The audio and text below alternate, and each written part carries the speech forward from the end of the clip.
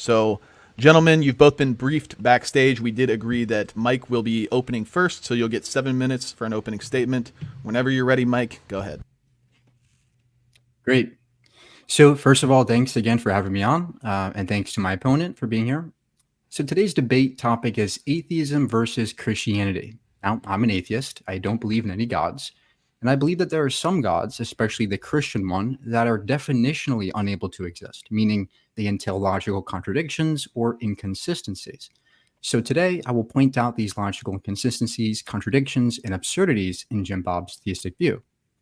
And not only is there an overwhelming lack of evidence for the Christian God, but there are a myriad of issues and fallacies when it comes to theistic morality, dualism, free will, transcendentals, all of which are typically baked into Christian theology.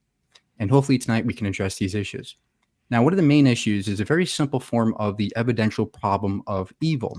And the premise one goes, God being all-powerful gets everything it desires. Premise two, God desires all people to go to heaven. And from this, we can conclude that if all people do not go to heaven, then either God failed at actualizing his desired outcome, hence is not all powerful, or God does not desire everyone to go to heaven, hence not being all good. Pick your poison. The second issue is divine hiddenness. It seems that the entire point of God under Christianity, the entire reason why God created this world, is that he wants a relationship with his creation. But if God desires a relationship with me, why doesn't he reveal himself to me? Surely he has revealed himself to other people, as Christians claim he supposedly came down 2,000 years ago and did just that. These revelations have even convinced people of God without affecting their free will to believe. So you can't just use the free will defense there. If God is omniscient, he could clearly reveal himself to me in a way that he knows would convince me. Yet, no sign of it. Now, some may say, well, you have to be open-minded, Mike. You open your heart to be open. You're not looking hard enough. Well, I am open to there being a God, but if that's not convincing for you, surely the audience could reasonably agree that there are some people in the world who are honestly looking for God, but still have not experienced a revelation. Even though there's nothing stopping God from doing so, we're left with two options then, right? Either God doesn't want a relationship with me, which poses a contradiction from its good nature, or it doesn't exist. But the issues don't stop there. Proponents for Christianity will typically ask a secular person, is morality objective? If the secular person responds back with no, the theist will typically go, aha, see, your morality is preference-based. I win because my morality is objective. Well, the first problem is that morality being preference-based has no hindrance on our capacity to build a meta-ethical or normative ethical framework. But more importantly, Christianity claims to have something it doesn't, objectivity.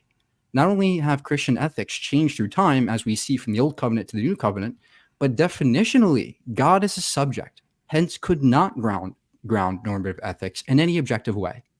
God's morality is God's preference too. We can also point out contradictions within the system. God is supposedly all good, then drowns the world in a flood, including innocent babies, or when it commands genocide in 1 Samuel 15 and allows sex slavery in Exodus 21:7, SA in Numbers 31, etc., which even most Christians would disagree with and would say is wrong in any context. How could there be such disagreement if Christian ethics is so-called perfect? The truth is, no ethical system is perfect, especially when considering all people have different views, but that's the strength of a secular system. It listens to all points and constantly strives to reach total moral agreement, rooted in as many facts as possible. Whereas Christian ethics is forever stuck in the time of barbarism. And finally, as a methodological naturalist, my position is that it's reasonably assumable to say that all that exists is a natural world, meaning within the realms of space, time, matter, and energy. I don't believe there's anything beyond the natural world. However, I am open to there being something beyond it, granted the evidence is sufficient enough. However, I would be happy to make the case as to why naturalism is much more likely than my opponent's theistic view. Christianity makes specific empirical claims of a 6-day creation, a global flood, Adam and Eve, which all could be successfully refuted scientifically. The main one being that the age of the Earth is verifiably 4.5 billion years old via zircon crystal dating, and we have a working nebular model which accounts for Earth's formation and planetary disk. A global flood is scientifically and logistically impossible as the Bible describes it. There are salt deposits that are older than millions of years old, meaning they've never seen flooding or even significant rainfall in millions of years. The geological strata completely contradicts a global flood. And how could penguins get from the tallest mountains in Turkey to Antarctica? Did they waddle across the Arabian deserts, all of Africa, and then swim 2,000 miles to Antarctica with zero trace? And biological evolution, being a proven fact, demonstrates that there could not have been a first person. And you may go, oh, well, Mike, I believe in evolution as a theist still. But this raises more issues than it solves, because you have a magic being who existed for an eternity and then arbitrarily decided to make one particular ape species of humans, watching them go through 4 billion years of needless evolution, imposing mosaic laws on a random population of people when the immediate preceding generation of that group was not under mosaic law, not even seen as God's people. Animal suffering is also another major issue, as Christianity typically holds that animals have no free will nor moral agency. Yet inherent to their nature in the wild is immense amounts of suffering. Seems antithetical to loving beings' design. The fact that science works incredibly well and has enabled us to understand the origin of life, natural selection, consciousness, and the cosmos to a sufficient enough degree to render a Christian God unnecessary and even contradictory to the state of affairs of the entire observable universe is why I think atheism is exceedingly more likely over Christianity. All right. Thank you for that opening statement, Mike. You still had a little bit of time to spare, but appreciate it very much. JimBob, whenever you're ready, you have 7 minutes on the clock for your opening statement. Go ahead. All right. Thanks. Okay. Tonight, as you heard, atheism versus Christianity. These are combative worldviews, and because they're worldviews, from each of our positions, we're critiquing the other's position. And so if we take a look at the worldview Mike is coming from in order to critique Christianity, we need to examine that to see if it's actually coherent itself. My opponent's worldview states that all actions, thoughts, evaluations, and propositions are merely effects of the previous material causes. From this view, we're all just mechanisms producing outcomes entirely determined by the natural processes. This includes what we believe. This includes what we think is true. This includes the methodology that we swear is the methodology for gaining truth. Well, if this is granted, there is no real purpose of the debate tonight, because whatever my opponent says, he was determined to say it. However I respond, I was determined to respond. And you, the audience, you only have the illusion of carefully considering the positions in question tonight. After all, you're all just a bunch of material cogs at the effect of sounds and inputs you call arguments. My opponent may say, no, just because it's all determined by the laws of physics and chemistry, it doesn't mean we can't come to truth, to which I respond. You were just determined to say that. He will say, no, we can evaluate inputs, to which I will respond. Your evaluation itself is determined as an output by previous inputs. Any tests, any methods, any verification, in any invalidation, all outputs in a universally determined machine he calls reality. Now, I hope you already see the problem here. If a worldview and all of its methodologies are mere effects of matter in motion, to ask which one is true would be equivalent to asking who has truer molecules. It would be like looking at two different engines and asking which of their exhaust plumes are the true plumes. My opponent will make knowledge impossible because his view can't account for the mind. Now, he said, I don't believe in anything until I have evidence. There's no evidence of this mind that's independent of causes that makes evaluations and comes to truth. So without a mind, there's no knowledge. There's no knowledge. Knowledge is dependent on a mind. The naturalistic worldview, the atheistic worldview cannot tell you what a mind is. The other consequence of my opponent's view is that he has no justification for claiming we ought to value truth. What if we granted Christianity was a mass delusion? From his view, because he's a naturalist, the view itself, coming to one view or the other, is just a natural consequence of a process, right? That's all. So there's no claim there's no justification from the naturalist to say we ought to value truth or come to true positions, because all positions are equal under the view that we're just machines spouting out sounds in the form of what we believe are arguments or worldviews. Any position a person comes to, they were simply determined to come to it. In fact, there is no they, there's just it's. Under my opponent's view, they or you or me, we're all it's. We're cogs in a machine at the effect of physical law. So anytime my opponent presents some incredulity, let's say toward Christianity or something like this, just remember, regarding my beliefs or his beliefs, keep in mind, according to his own view, he was determined to oppose them.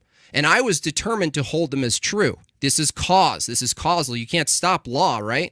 If a worldview or position makes knowledge impossible, then from what epistemic foundation can they even begin to critique my view or any other view? If we all held my opponent's view, the title of this debate could just as well be Natural Effects versus Other Natural Effects. Which one is true?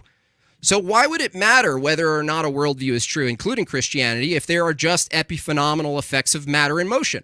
My opponent will say he has no reason to believe in God. I would say you have no reason to believe in your own reasoning. It's just matter in motion. So the question is, did Mike come here today with his own will, with his own mind, with his own beliefs, with his own argumentation, or is he just a machine at the effect of previous dominoes falling? He has to accept the latter because that is his position. So from that position, why would you even argue the truth of another worldview? Why would truth matter? How would you even get to discerning the truthfulness of two different positions? Put it this way. If my brain is a machine and it spouts out exactly what it's supposed to given the inputs, and his brain is a machine and it spits something else out, how could we possibly come to know which one's true if any methodology you offer is just more machines in motion doing what they lawfully do? So from this position, I could have came here as a Muslim. I could have come here as some sort of new age hippie who believed in starseed people. It wouldn't actually matter if you're debating a naturalist, an atheist that holds Mike's position. Why? All of the views are equally valuable and equally useful because all they are the effects. They are the smoke coming out of a biological engine we call the body and the brain. From that view, how could you argue? How could you even debate? I mean, there's no point in even debating from the view he holds because there's no ultimate purpose to get to something truer. And that's my time. All right. Thank you for that opening statement, JimBob. Before we get into it, I want to remind everybody one more time, if you want to send in your super chats, I will be showing them on screen as the debate goes on, but we will actually read them and address them at the end of the debate. So send in those super chats. We will get to all of them, either on YouTube or the donut chat link. And if you want to call in directly, you can get a stream link from the mods in the Discord, and you can call in, ask your questions directly. Gentlemen, I expect this to be a very contentious debate. I understand you both have your lines of arguments, lines of questions that you want to go down. I want to make sure you get a chance to do that. I will try to be as hands-off as I can unless there's just constant interruption or, total derailment. But try to be charitable with one another, and I will try to stay out of it as much as I can. The floor is open. We'll start with Mike. Go ahead. Great. Yeah. So, JimBob, you said that I cannot know truth. I think your position is that I cannot come to truth in a deterministic world. Is that correct? It's worse than that. There's no I. There's just a machine. Yeah. Right. But the point is I can't know truth without free will. Is that correct? That mechanisms don't produce truth. Yes. Okay. So, when you say something's impossible, right, that implies that there's a contradiction. So what exactly is the contradiction in a determined world where there's truth that is itself determined? You're assuming truth. There's a truth that's accessible. What is this truth you're referring to in the statement? Yeah, good question. Truth is merely descriptive, right? It's just a language you use to describe reality, right? So again, what's the contradiction in a descriptive theory of truth in which there are contradictions themselves aren't even possible under your view? Okay, well, that's another claim you're making. I'm asking you for the contradiction, right? See, I'm doing an internal critique here, right? I'm asking you, where's the contradiction? All you've done by saying that is adding another claim to your search, when you say contradiction, right, you're assuming that we have access to the laws of thought, right? Right, but I'm doing an internal critique, right? I'm putting on your shoes for the sake of the argument. Where exactly? How are you doing an internal critique of my internal critique? God, I'm putting on your worldview for a second, right? I'm saying, okay, great, God exists. We can get logic. Now go ahead and point out the contradiction in a universe where the truth is determined. In the universe where you don't have access to truth, it can't be determined. So it's not a contradiction because you can't even get. because you can't even get to a contradiction because you don't have access to truth. So that's like asking, like, no, you're not getting it. You're not understanding, right? What's truth? Right? I asked you to define what truth is, a description of reality, right? Okay, right, I'm going to tell. Listen, stop there. I can't grant you that under your worldview. Why? Because you making a description of reality is merely an epiphenomenal effect of previous causes under your own view. Yeah, where's the contradiction there? You don't have access to contradictions because when you make a statement, all you're doing, it's no different than like farting, passing gas, or something just happening in the world, right? Yeah, so you're kind of lost here. I'm asking you, I'm putting on your shoes for the sake of the argument. I'm saying, hey, JimBob says that we cannot get to truth without God, right? Or without free will. Where is this? If you're going to say it's impossible, I'm asking you for the contradiction there under your framework, right? But I'll even take on for the sake of the argument, your definition of truth, right? So go ahead and point out the contradiction with your logic, demonstrating that it's impossible for me to have truth. Go ahead. Do you need to assume logic, right, and run it properly to have access to truth? Look, I asked you a question. No, I asked you a question first. You don't answer with another question back, right? Okay. Put it this way. Look, JimBob. I'll duplicate you, right? I'll just say I'm JimBob. My name is JimBob, right? Now go ahead and point out the contradiction that shows me that I cannot get truth in a deterministic world because you're saying it's impossible. Because listen to me. If you believed what you believe, me pointing to a contradiction would just be a determined outcome of physical action. You're deflecting. No, that's a descriptively true, right? Do you deny it? I want to ask you. No. I want to ask you. You have to concede to this because this is your view. When you ask me a question, when you ask, produce the contradiction, right? You have to believe from your view that whatever I say was determined based on previous laws, right? Yeah, I already look. Yes or no? Look. I'm putting on your worldview for the sake of the. You're not answering the question. Because your question. So you're not going to answer that question. I'm actually demonstrating. Of course it does, dude. It demonstrates we have no access to knowledge. Look. So I'll do this again for you, right? I am putting on your worldview. I am assuming your definition of truth. I'm assuming your worldview. You're not. I'm assuming everything about you. No, you're not. Now, I am. This is what I'm doing. I'm doing Dude, it right now. I'm already. No, you're not. I'm already doing it. Listen. I started with an internal critique. No. Listen. I'm already doing this, right? I'm already putting on your worldview for the sake of the argument. What part of what you're saying is my worldview? Everything. No, that doesn't say anything. What exact part are you holding right now that's my worldview?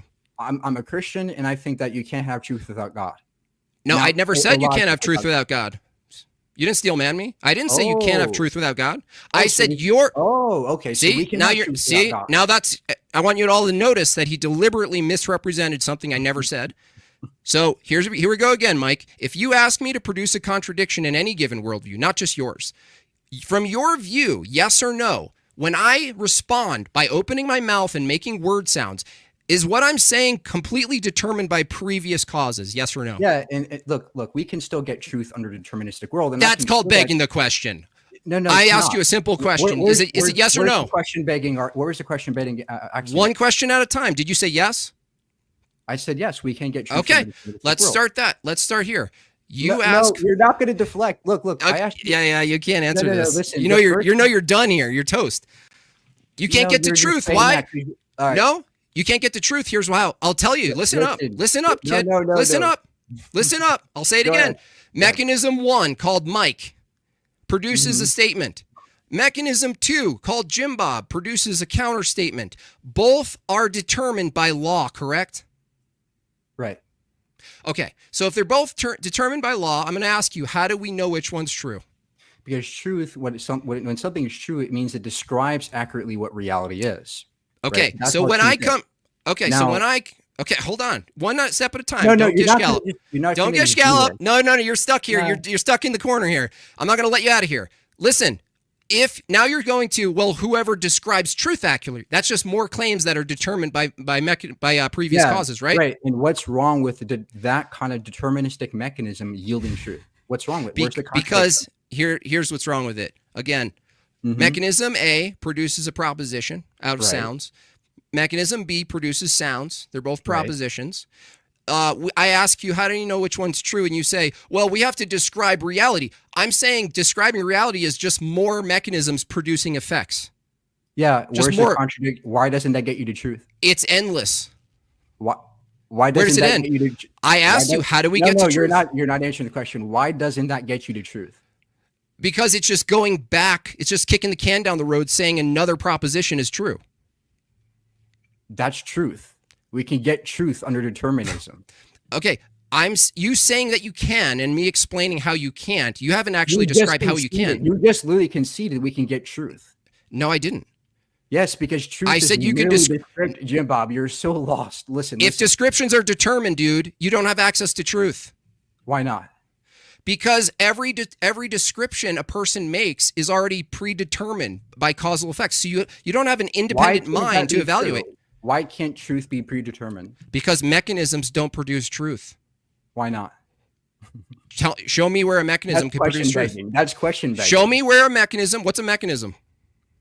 A systematic system. A systematic system. Can you point to a mechanism? Inputs and outputs. Okay. Oh, Give me. by the way, computers do the same thing our brains do, right? Okay. They Are you saying truth statements? do they produce them or do they convey them? Do they convey them or produce them? What's the difference? One is can you produce a computer to produce false statements? Sure. So are they conveying false statements? Sure. So are they producing them or do we code them to produce what we want? They can deterministically get there. The point is that they can computers can deterministically program themselves. You're not gonna do this. Get the fuck out of here. Listen to me. A computer can come to truth statements or false statements deterministically, right? The same thing applies to our brains. Truth is merely that which describes reality. And just because it's determined doesn't mean that it can't be true. How is a computer made? Who made a computer? Why does that matter? The point because you just stated a loaded statement. You just said a computer can come to truth statements and truth claims and conclusions, right? How? Yeah, deterministically, right? You mean when you say deterministically, you mean a human being codes the computer to do such? That's determinism, yes. Okay, so it requires a mind, right? Well, that's determined too. Okay, does it require a mind? No, it doesn't require a mind. Okay, it doesn't. Okay, everybody listen. Everyone listen. No. A computer doesn't require a mind to code it. That's Mike's position. That's actually not what I said. I said that systems don't need minds, but like our mind is a system we're talking about a computer. Naturally. But talking about a computer. Of course, a computer needs a mind as we understand them. Okay, so look. The point is that you have not shown a contradiction, even under your own framework, in which it's impossible that I cannot come to truth deterministically. Sure, I did. And you just conceded that computers can. Can computers? No, computers are an example of a mind-dependent machine that's coded. JimBob, can computers come to truth? If we want to program them way, they can come to falsities too. Guess what? JimBob, whatever we program it to. Under my view, that's all determined, right? Exactly. So now how do you get to truth? Listen, JimBob. Now you have the burden to demonstrate that computer is not determined to be that way. That's the problem, right? Now you're begging the question in your argument. You're presupposing that it requires something metaphysical. Mike, you admitted it requires a mind. You already admitted it. And those minds are determined. The computer doesn't program itself to come to its conclusions. Right, but there's a deterministic factor that made it that way. Yeah, you're assuming the mind is determined. Everything that we come to in our minds, it's all determined. Forget your assumption that the mind is determined, okay? You can't even justify mind, by the way. You only have a brain. Oh, sure. That's the only thing your system has. So brains can produce minds. What's a mind then? What's a mind? Emergent property. Just say it. Just say it. It's a mind is an emergent electrochemical process. Okay. So where is it? Yeah, where is it not? Where is it not? Where is it not in the brain? The mind is everywhere in the brain. It's everywhere. Process. Yeah, it's what the brain does. Pick it out? Can you pick it out? Thoughts are electrochemical. They're physical. That's a thought. Can you pick the mind that the thing is evaluating the thought? Yeah, we can measure brain states. hold We it? can really measure things in fMRI. We know that thoughts are physical entities. I didn't say brain states. I said the mind as a collective. Can you There's hold no it? difference in my view, right? So brain states are So, just physical things in the brain. so the machine being, let's say, an engine, would you say what's equivalent to an engine producing smoke, the brain produces the mind? Yeah, deterministically, yes, the brain can produces the mind. Okay. Now, Okay. So, can I interrogate you now? Because well, that's all you're you doing don't. this entire No, debate. no. Well, This no, is no, why you because think you're great. you can't. Right? Because You keep can't. doing that. Well, no, you can't because your view can't come to truth. So there's no That's why foundation to interrogate. That's why from the get-go I put on your worldview. And Can I stop what you're talking, dude. what you're what you're asking is this, Mike. Can I deterministically make sounds that you could then deterministically respond to, please? Is that what you're saying? No, Say that's yes. not what I asked you. Then what else would it be? What I asked you was this, right? I will assume your position for the sake of the argument. I'll put on your review. I'll be JimBob. Now, JimBob, where is the contradiction? Where is the impossibility that deterministic mechanisms cannot yield truth? Where's the contradiction there? It's not a formal argument. What? I asked you a question. If a mechanism produces an output that's governed by previous law, right? The thing that's evaluating the truthfulness of that output is also at the effect of inputs only. Do you understand this? Yeah, that still can be yield truth. So the question is, you're making the claim that truth is possible. Dude, stop deflecting this, right? I'm going to ask you one more time. Where is the contradiction in a universe that is determined to yield truth under Okay, the contradiction is premise 1, truth exists. Premise 2, you have no methodology for acquiring truth. Wait, do you know what a contradiction is, JimBob? Where A doesn't equal A. The entailment is a contradiction. No, P and not P, right? That's the point. You're assuming a position and negating at the same time. That's a contradiction. Does truth need to exist? And this is really sad that you don't understand what a contradiction is. Saying sad, oh, shut up, sad bullshit. Your emotional bullshit's not going to happen. It works on TikTok, but not here. Listen, buddy. When you say truth exists, listen to me. To say that truth is possible, right? To apprehend, you need first a definition of truth, right? Yeah, and I gave you one. Okay, right? your definition of truth is describing. So your definition of truth is describing reality accurately, right? Right. Okay, so again, if mechanism 1 describes reality and mechanism 2 describes reality, and I ask you, how do you determine which one's true given they're both effects of inputs? You say, let's go to another input effect and see if it's true, right? Okay, so let's do it. Mike, ways to get truth. Yeah. So here, I'll show you how ridiculous it is. Mike makes a descriptive claim about reality. JimBob makes a descriptive claim about reality. Someone from the audience randomly comes up on the screen, and we ask them, okay, which one of the descriptions is accurate, right? Now, according to your view, all three of us, what we're saying is equally the same. They're the same values because there's no access to which one's true. The reason there's no access to which one's true is because the third one, who's the arbiter, who's the evaluator, who's the selector, is also arbiter. That's not is at the okay. So what? Who's the arbiter of truth then? Yeah, there is no arbiter. So of truth, okay, right? great. So you can't have access to truth. Truth is that which describes reality accurately. And that is something that we can simply observe, right? I can go outside, I can observe. You're determined to. Hold on, hang on, JimBob. Let him finish his answer. Determined to observe. Hold on, JimBob. Hold on. Let him finish his answer, and then you'll get back in there. Go ahead. No, I know you're anxious. So the point is that as a physical brain, which we know is physical and thoughts are physical, we don't need God for that. I can observe my reality.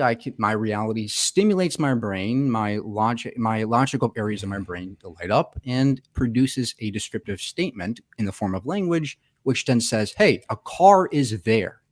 The car drives away. The car is no longer there." Those are truth statements we can make completely deterministically, completely naturally, completely physically.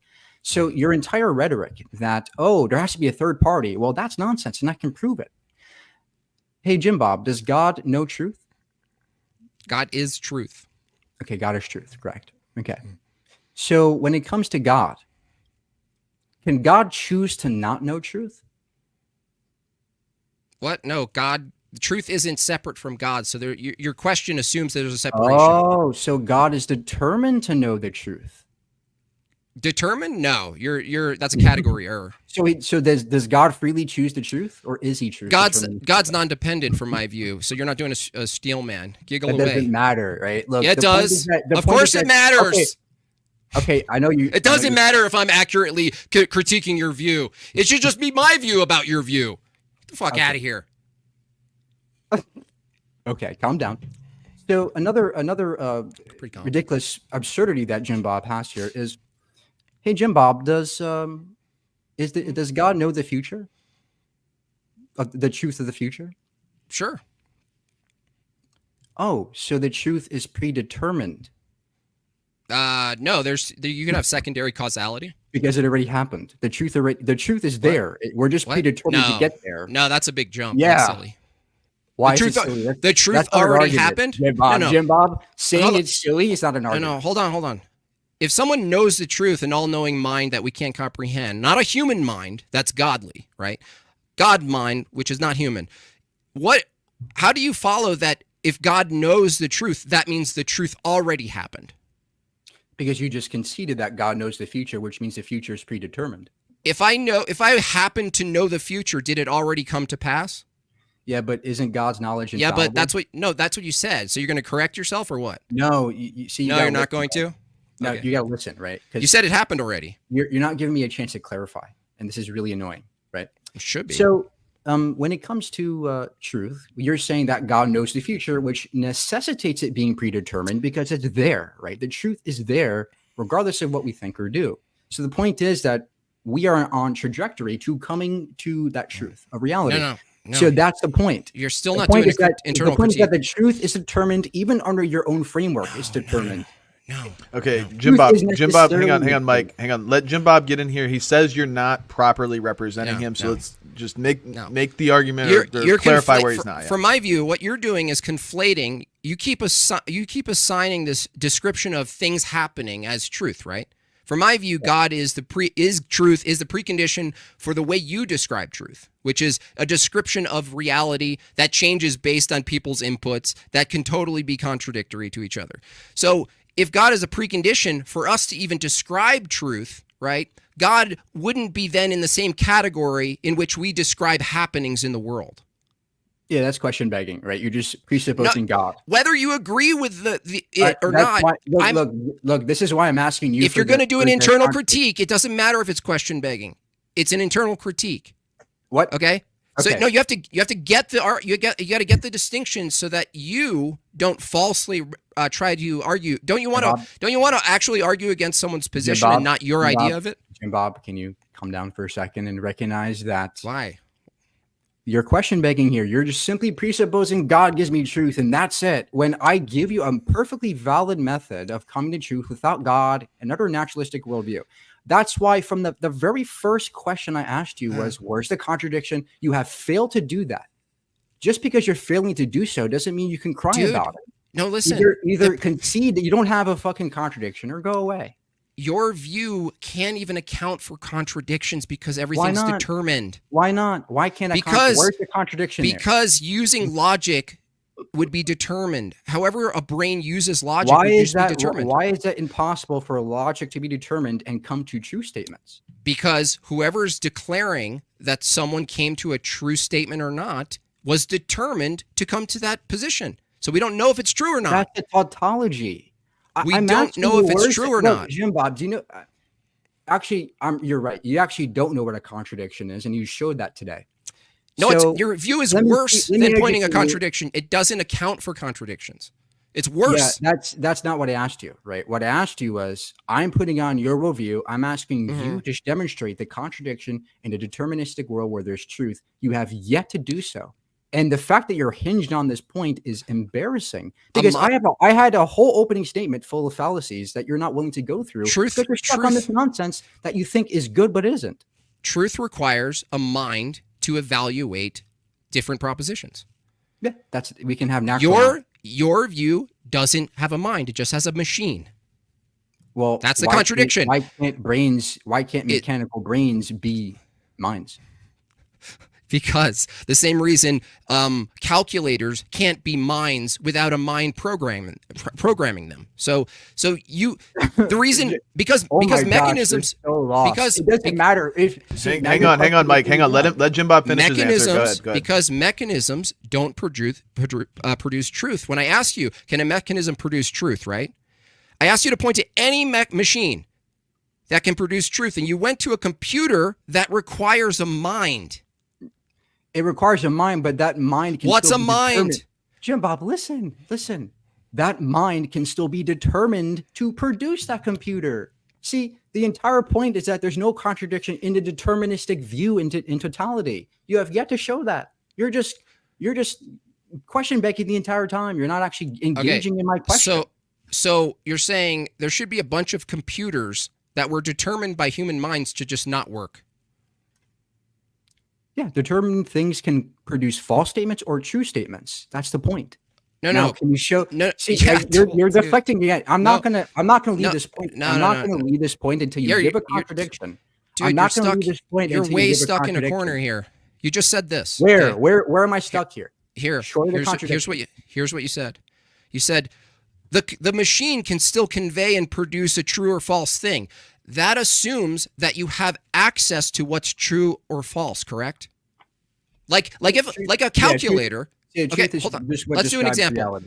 Okay, let's do an example. A calculator produces the outcome 2 + 2 = 4. Another calculator, for some reason, no matter what you punch in, it produces the word boobs. Yeah, just like brains can malfunction. Okay, just stick with the example for a second. Just track it. Just track. You can't even track, dude. You can't even track it. You just run. Okay. What did I just establish? Nothing. Okay. So we'll do it again because you don't want to listen. Okay. There's a calculator that produces 2 + 2 = 4. There's a calculator that just produces boobs no matter what. Okay. Are you saying that from your view, you can account for which one's saying a true statement or not? Because from your view, if the calculator was determined to produce boobs, it's true. The truth just requires verification. That's all required. Of course, you could have malfunctioning calculators, just as you have malfunctioning brains. The point is that there are deterministic ways in order to achieve truth. You can still have truth, even though it's determined, and you have neglected all the arguments I give against yours, showing you that even under your view, truth is determined because God is determined to know the truth, just as we all are. No, I'm asking you necessarily. Is the boob producing calculator producing truth statements? No. Why not? Because it was determined. Verified. So what's the difference between the boob one? This is a straw man, right? When did I ever say every deterministic mechanism will yield truth? I never said that. Did I? Why is the boob producing calculator wrong? Jim, did I ever say that? Stop being dishonest. I didn't say you said that. Did I ever say that every deterministic mechanism will yield truth? Did I ever say that? I didn't say you said that. Yes, you did, because this is your argument you used against me, which is ridiculous. The point is that there are deterministic ways to yield truth that require verification. Of course, they require verification or analytics, right? So why is the boob producing one wrong?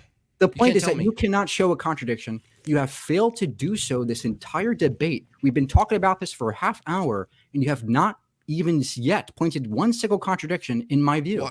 Why is the boob producing calculator wrong? Because it wasn't verified to be correct. Correct meaning what? How is it not correct if it? How is it not aligning with reality? Okay, how is it not correct if it was created exactly the way it was determined to be? Because it cannot make true statements that are analytically true. Okay, if everything unfolds exactly dependent on law, right? How could the boob producing calculator be wrong if it's the effect of the same laws? Because it's verifiably incorrect, because we show that it's incorrect based on its lack of pattern recognition. What? I recognize boobs in the calculator. Okay. What are you talking about? There's pattern recognition. That's not a true statement, right? A true statement is one in which, right, there's this plus this equals this. That's a true statement. Yeah, I wrote. Just I simply wrote. I had. stating belief is not a Yeah, true no, statement. no. I wrote. Right, the I point is made- that 1 + no, 1 is 2. dude, That's a true statement, right? dude. That could be deterministically that way, right? I Do you agree? determined. I No, determined. stop. Listen. Do you agree that a calculator can be determined to produce truth? Yes, and falsities and gibberish. There you go. You just conceded that deterministic mechanisms can yield truth again. Not independent of a mind.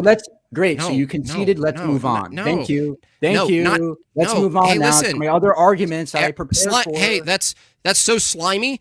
Not independent of a mind. What calculator has And a they don't. fucking mind? And they don't produce. They convey. Look, why does a mind matter in this if it's all determined? Why does having a mind? Congratulations, you just arrived at your own view. No, you didn't understand the question. Why does a mind matter if it's determined? What I'm saying is this: why does having a mind matter? The point is having a mind or not matter. The point is why does the truth matter? Oh my gosh, can I put it? Why does the truth matter?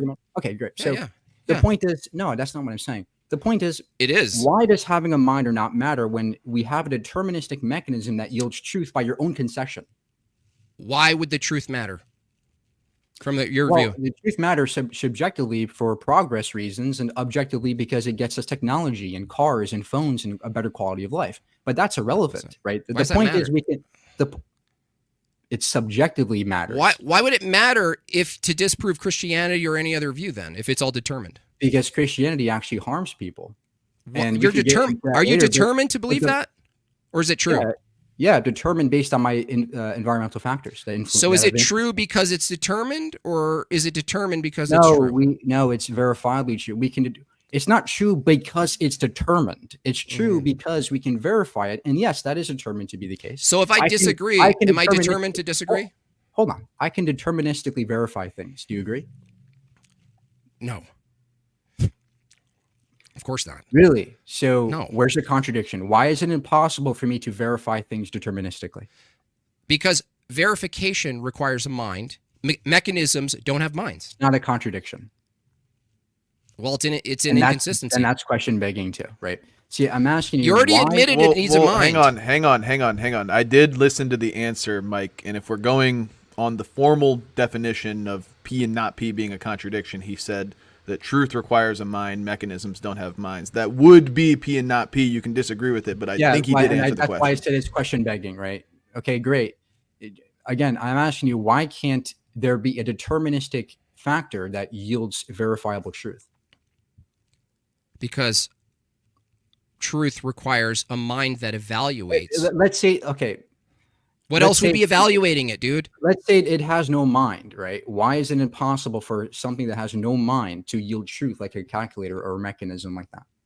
Because a mechanism, like if a calculator was just self-building itself with no mind, there would be no reference point to know 2 + 2 = 4 was true or not, or useful or anything. The fact that we have calculators and computers and other machinery shows that we have a mind with intent to engineer around our wants and desires, to reflect truth, to do mathematics. These are I don't know why you would disagree that these are mind-dependent activities. Are they not?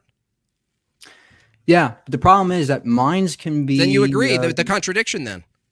No, it's not a contradiction because, Yes, it again, is. I can grant you that minds are required, but you still haven't shown that Okay. under determinism we can't come to verifiable truth. That's the point. That's why I said minds don't matter. I can grant you that minds are required, but I'm asking you, why is it impossible for there to be a deterministic mind that produces truth, if that's better for you?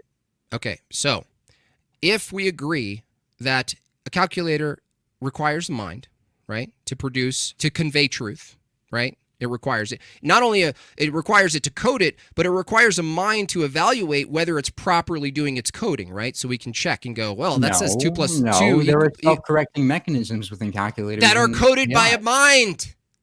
Okay, but that mind still Holy determined to do shit! that. But that mind still determined That's to do begging the question. Yeah, that's begging the question. that. How? Because you're starting with the assumption that the mind is determined to code a And computer to do something. That's my entire point. I'm asking you to show the contradiction in the deterministic truth. Okay, so if determinism was true, you wouldn't really need a mind to program a calculator. Oh my gosh. See, it seems like you're fundamentally not understanding my question. mind or no mind, I can grant you a mind is required. I'm asking you for the last time. Great. Why exactly? Okay. Why is it exactly impossible for deterministic factors to yield or deterministic minds to produce truth? Okay. Why? Okay. Because, like a calculator, without mind, a human being is just a machine like a calculator. That's not a contradiction. What's not a contradiction? The thing you just uttered. You're just question begging. Again, I'm asking for the P and not P. Why is deterministic truth impossible?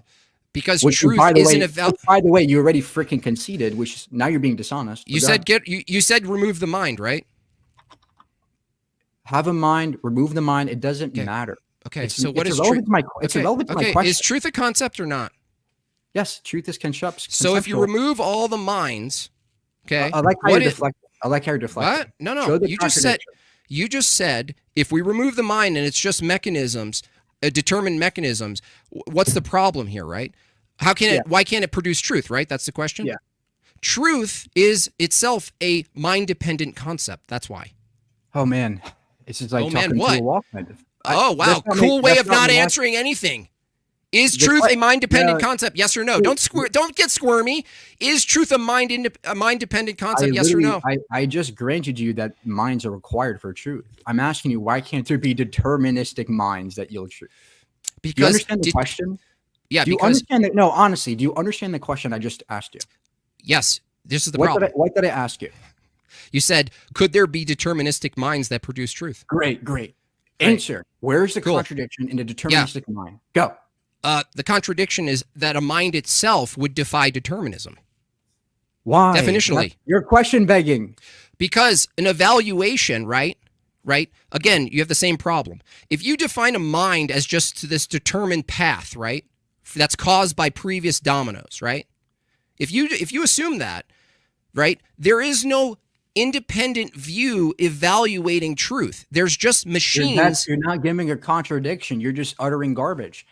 Okay, how about this then? You want to deflect the question? How about this? Can God choose to know things? No. Choose to know things? No. So then he's determined to know things. No. This is just nonsensical. Oh my, bro. No. If you don't even understand this, this is embarrassing at this point. No, bro. this is terrible. You conceded multiple times. I pointed out flaws in your argument multiple times. You have deflected every question I asked you. No. If God debating in this right now? Are you even debating right now? No, okay, hang on. Hold on. So Mike, hang on, Mike. Restate your question and give JimBob a chance to answer it. Okay. Can God freely choose the truth? The truth himself? Can God freely choose Cool truth? fucking proposition. Can God choose himself? Okay, can God From your worldview? Can God choose truth statements? What do you mean choose? He doesn't evaluate new input, if that's what you mean. He's not a human being brain, right? So then God doesn't choose the truth, which means he's determined to have it, correct? No. Determined means subject to previous cause, right? Under your view? Okay. Yeah, so that's not God. God's non-dependent, eternal. Or subject to other causes, sure. No, non-dependent. But the point is that God had to have. No points. Your point is that God had to have had the truth. Had the truth? Otherwise. Dude, I'm going to do this again. If, from my view, God is the truth, that truth is a being under my view, not a description of things, then your whole hypothetical is stupid. No, it's not stupid. Right? Yes, it is. It's not an internal critique. Because it's not an internal critique, dude. Look. It's either God is determined to know the truth, or God randomly. Says who? Says your bullshit view. Oh, where'd you get logic from? My brain. Oh, your brain? How come it's different than my logic? By the way. How come it's different? You know what comparative analysis is? Oh, that determined thing that happens when machines collide with matter? That thing? Yeah, that's called determinism, and you have yet to point out a contradiction there. But more importantly, I did. Sure I did. What's the contradiction? The contradiction is the contradiction is exactly what Zen actually summarized. How about this? And you agreed to it. Can I freely choose to know what happens inside of a black hole? What's a black hole? Wow, you don't know what a black hole is. Do you have access to a black hole? Yeah, I'm asking you. No, you don't. A hypothetical that no one has access to. Yes, Congratulations, everyone. Jim, we have observed black holes, by the way. Do you have observed them. access to a black hole? Yes, we have observed them. Do you? Not we. Who's this we shit? Have you? Yeah, that's why I'm The answer's asking you. no. Can we freely choose to know what happens inside of a black hole? I just reject the premise. Choose Why? another example. Why? Because I have no reason you could have any knowledge of what you call a black hole. Okay, use another example. There would have to be a series of causes and effects that would lead me to that knowledge, correct? Cause and effect to lead you to knowledge? Yeah, I would have to go use a telescope, do all this causes and effects. There's deterministic knowledge. Knowledge in your truth, right? Knowledge in your world is an effect. No. What is it then? It is. It's the emergence of a cause, sure. Oh, it's epiphenomenal, right? But is it epiphenomenal? Okay. It's still deterministic, right? The point you're missing is this. I can't freely choose to know something. I am only determined to know it based on the series of causes and effects that lead me to that truth. That's the point. No, you're conflating constrained to be able to know, right? There can be constraints to know certain truths, but your will to know those truths might be constrained. So do you concede that I cannot? They're not determined. So do you agree that I cannot freely choose to know what happens inside of a black hole? I don't know that that's true. So you're just going to say, I don't know. Yeah, I don't know that that's true. And your position is that and that it's impossible. No, I didn't say it's impossible on your hypothetical. I said that you couldn't know what's going on in a black hole. How dishonest right now. Okay. You agreed to it, yet you don't know what's happening in a black hole, dude. So you agree with me. Because I'm only determined to know what happens based on series of cause and effect, which you neglect. I'm asking you. All right.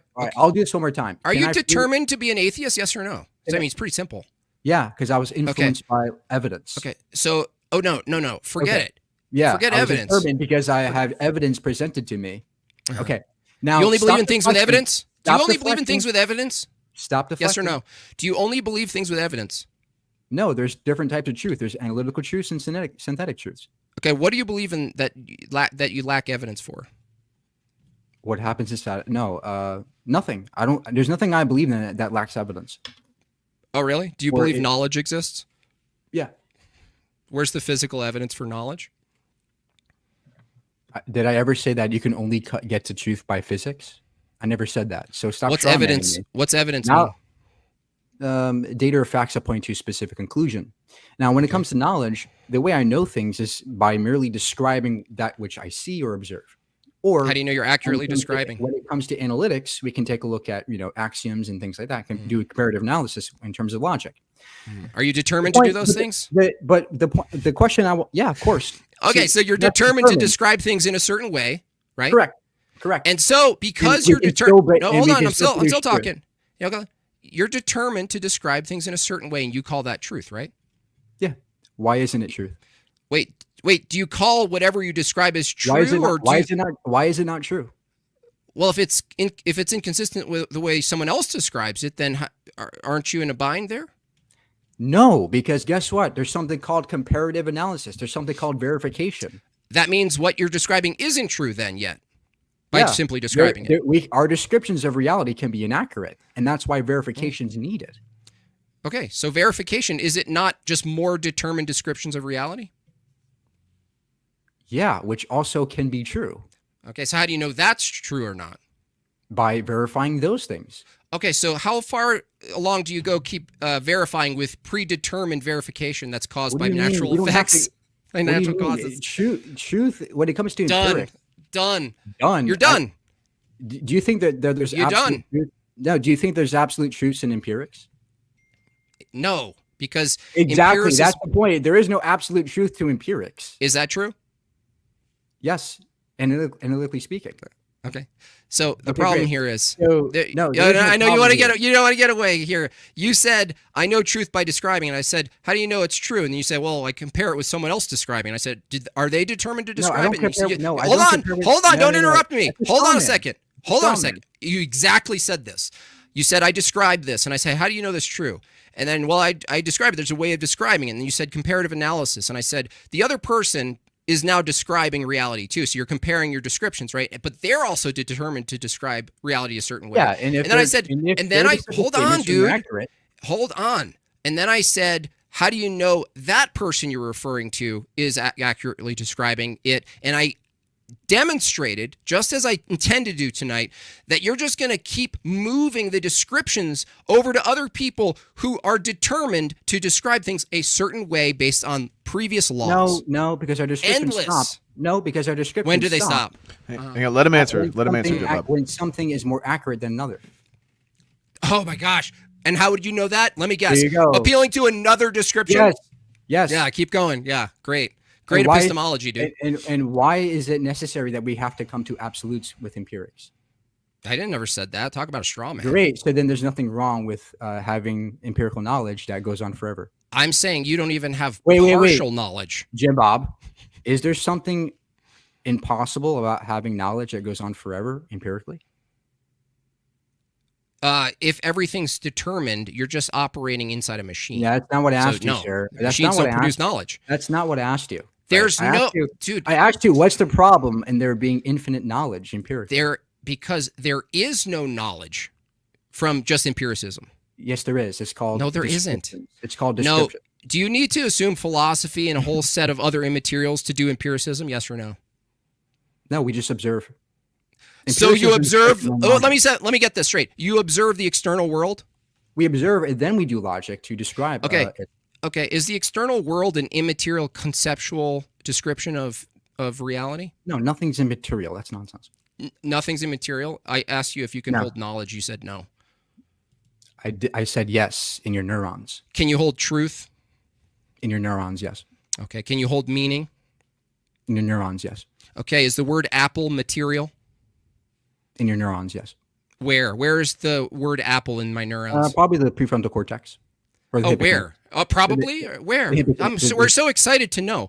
Oh, I like how you just where's Apple? The fact that logic comes from the brain, and we have lots of studies and evidence about this. We know that logic is we actually know that the prefrontal cortex is what generates logic and language. Do you know that? It generates it how?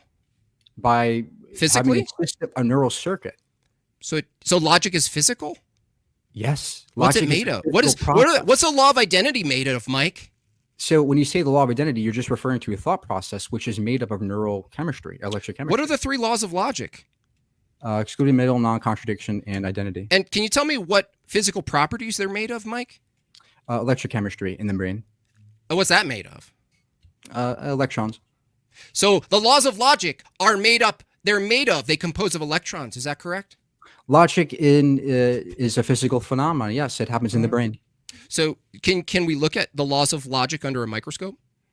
Yeah. So now you what we can observe. Shit. No, listen. I guess we're in a problem now. You just yap. That's why you're doing this nonsense. Listen. Okay. When you say, can you observe logic in the brain? Yes. You said it's physical. Yes, we can observe it in the brain. You said the laws of thought are made of molecules. Hang on, JimBob. Let him finish. Go ahead, Mike. Go ahead. I know you're so anxious. Okay, so when you say, can you observe logic? Yes, we can in the brain. And we can observe it through looking at the neural circuitry in the brain, looking at electrochemical impulses that move throughout the brain. And when you go, where's the law of identity? Well, that's a specific neural circuitry, right? And every single thought you have is the product of certain neural circuits in your brain. So yes, we could, if we wanted to, look at where you think these things are in the brain. And that's possible. It's possible. Now, the funny thing here is you have yet to show a contradiction in my view. You have yet to show or demonstrate that God exists or Christianity is true. I had a 7-minute opening where I dismantled almost everything you believe in, and you have yet to show us anything, any refutations for those things. Well, because one reason why is because according to your own view, I was just determined to believe in theism, and you were determined not to. Why is that impossible? Well, forget going back into that wormhole. The reality is you don't have a. Now you want to deflect. You're gonna let me answer. Good. Gonna let me answer. If it's determined, then I'm just actually following, according to you, logical laws, dude. I'm actually being logical Yeah, by that's the following. point. Logic Don't is assertive. interrupt me. Hang on, let him finish, Mike. Go ahead, JimBob. If I'm determined to be a theist, according to you, I'm actually consistent with the laws of nature, which your entire epistemology is based on, dude. Nope, incorrect. So you're not consistent because I can point out fallacies. And when you say, well, I'm determined to be a Christian, therefore I'm right. No, you're wrong because there are other influences that you're neglecting that can also influence your beliefs and logic. That's the point. So yes, I'm determined to be an atheist, but there are a series of influences that influence that decision. And so can you. So again, this is a straw man and a non sequitur. Now, what's the rest of the straw man? You agreed that our views, all of them, are wholly determined by physical laws. Yes, which can be verified. Okay. Oh, wait. No, verification would also be determined by physical laws. So yeah, and there's nothing wrong with a deterministic world where truth is verified to be true. Okay. So again, if my view is determined by physical laws, I'm actually being lawful right now. No, you're not, because I can point out fallacies and influence your logic. That's the point.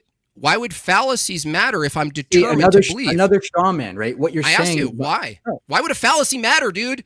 Because it's a fallacy and it's incorrect logic. If I'm determined to be inconsistent in logic, how could I be wrong if your entire epistemology is governed by natural laws? Why would it be the case that you can't be wrong? That's the question of the day, right? Why would it matter? This is a straw man because you're saying that I can only, because I'm determined, that means I'm true or correct. No, that's a straw man. I never said that. I never said that because you're determined, that means you keep making this fallacy. So again, show me the contradiction in a universe that's determined to yield verified truth. I'm saying from your view, there is no JimBob, contradiction. if you don't answer this, there's no point in debating you. This is embarrassing. Oh, shut up. Listen to me. Give the contradiction. According to your view. Give the contradiction. Okay, you got Mike, you got to let him answer. You got to let him answer, Mike. You got to let him answer. Go ahead. According to your view, if I'm determined to live out a belief that's completely caused by previous material matter in motion, if I was inconsistent or contradictory, it wouldn't matter because it's just the epiphenomenal effect of dominoes in a row. That's all it is. Okay, Mike, hang on. Before you respond, because Mike, I understand you're probably not satisfied with the answer. You're asking JimBob to provide, P and not P on the deterministic view. Right. JimBob essentially, if I'm understanding it right, is saying that contradictions don't matter. So he's not. They don't apply. He's saying no, there isn't a contradiction because contradictions are not possible in a deterministic worldview. If I'm understanding it properly, that's his absolutely answer. So correct. They're not only impossible, but even if you said somehow they were, right? It wouldn't matter. Why? Because I would just be another determined mechanism to ignore contradictions in my view. I would be determined to do it. Then you'd still be wrong, right? Because you would be determined to think that. Hang on, JimBob. Let him respond. Let Mike respond here. Yeah, you're not addressing the question. You're not really engaging. I asked you, why is it impossible that under deterministic minds we can't come to verifiable truth? And all you're saying is, well, it's a mechanism, and mechanisms can't be true. That's the contradiction. I answered this already. I'm asking you for a contradiction. All you're saying is impossible. And I'm keep asking you why, and you can never show it. The contradiction is that a mind. You're saying, why can't a mind be determined? I'm saying you couldn't tell me what a mind was under determinism. That's the contradiction. That's question begging. Then tell me what a mind is. A product of the brain. Oh, more like the logic, like there's a little section in the brain called the mind. Yeah, it's called the prefrontal cortex, the limbic system. So the prefrontal cortex is the mind, right? It is what produces the mind. The mind is just the electrochemical process of the brain. Okay. Now, how about if you change if you change the laws of the electrochemical in all the routing system, and it behaved exactly how you coded it to, but it resulted in untrue descriptive propositions about the world, how could it be wrong? Because it wasn't verified to be true. By, let's say, other minds. Let's say all the other minds. Or there's a fallacy there. There's a fallacy. No, it's a logical possibility. You're not listening to the logical hypothetical. I know it's a possibility. You don't want to. I know it's a possibility. Of course. Yeah. I never said it. You're making What another is? straw man here. What's the logical You're saying that what if the possibility? calculator malfunctions? Would it be wrong? Yeah, no shit. And if a mind malfunctioned, we'd be wrong too. We'd be So Phoenician. okay, so here's my The answer. point Here's- about logic is to do comparative analysis and verification. Here's my question. Now, Hypothetically, you have yet to show the contradiction. I'll Can show you a do problem. that? Yeah, I'll show you a Where's problem the right now. contradiction in a deterministic universe? The contradiction is this: if you're saying the mind gives us access, whether it's determined or not, to truth values, but the mind itself. You're not going to answer. Listen to me, dude. You're not listening. I did the whole freaking Dude, time. You're not, listen to me. You Okay, keep hang on, interrupting. hold on. So just to keep this on track and the flow here before it goes off the rails, Mike, I think it's fair to represent JimBob in saying essentially no, there isn't a contradiction on the deterministic view, but it's also wrong for some other reason that JimBob is positing here.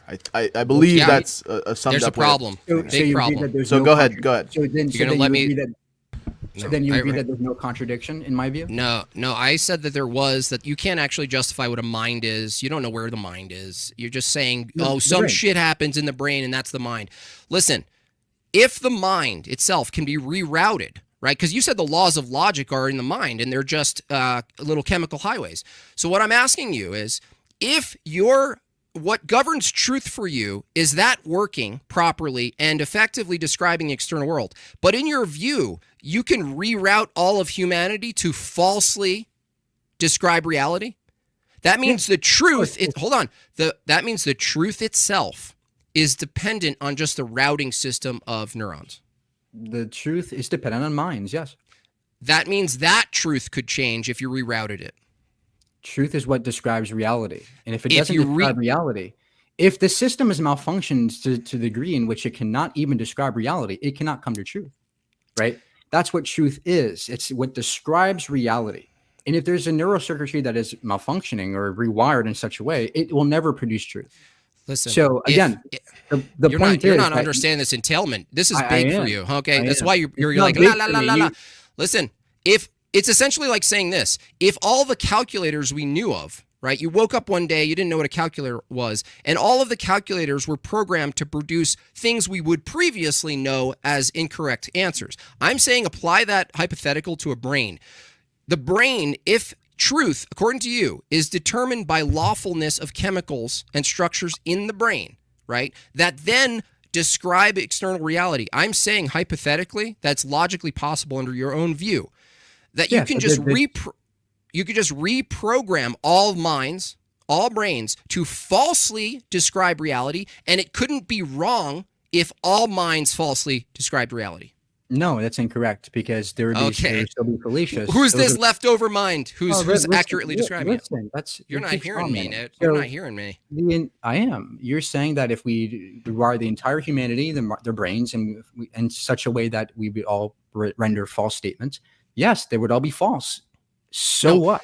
No, you wouldn't I know they were agree. false. There'd be false No, statements. dude. There'd be dude. malfunctioning circuitry. Holy shit. Okay. Hold on. Let's do this again. If all minds were rewired this way, you wouldn't have another mind saying it was false. Do you understand? You don't need another mind to know. If So something's who's true or this not. independent viewer if all minds are programmed to There is produce no- false? There is no falsities? Who's independent this? viewer. Who's this It's special being? just- there is no independent being. It's just yourself. So right? how do you know Determining any what's of it? true or No, false dude, based on you're what describes included. Reality. No, Based you're on what describes included. Reality. Are you just seriously this dense? I'll say it What again. are you talking about? You If- have deflected everything I fucking asked you to. If all minds are rewired to falsely describe reality, that means you, Mike, you don't have access to the true reality because everyone's be reprogrammed to falsely, right, represent reality and describe it. and You have to what's the say problem? that's the new truth. No. Why would I Yeah, say you that? do. Why would I Because say that something's false is true? That's nonsense. You were programmed based on materialism. That's a straw man. I never said because we are determined that means we know what truth is automatically. You keep straw manning It's an me, entailment. and you don't even see it. Are you I a truth- never. Okay, listen. You I truth-seeking never machine? said. I never Mike, said. you in this- truth seeking machine? Listen, I never said in this entire debate that because the sheer fact that we're determined, it must be the case that we yield truth. I never said that. And your entire argument strawman that. Now, I would love to ask you this, JimBob. How do you know that your logic is working correctly? I don't know my logic's working correctly. So you could be wrong about everything you just told me today. No, from my view, I have a reason to believe logic exists as an absolute lawfulness. Why? Because using like I don't have to question logic itself, but I can question my use of logic. Does that make sense? No. Would you agree? Would you agree? How do you know that logic is correct? Logic, because to challenge logic would be to appeal to it. So we can't question logic because that assumes logic. Okay, let me ask you again. How do you know that logical statements are true or false?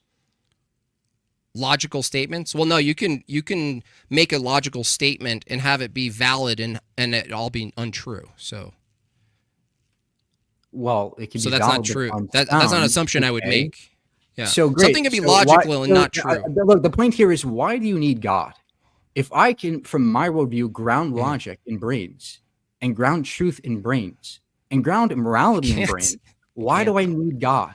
And if you can't show the contradiction there, your apologetics nonsense is garbage. It's done.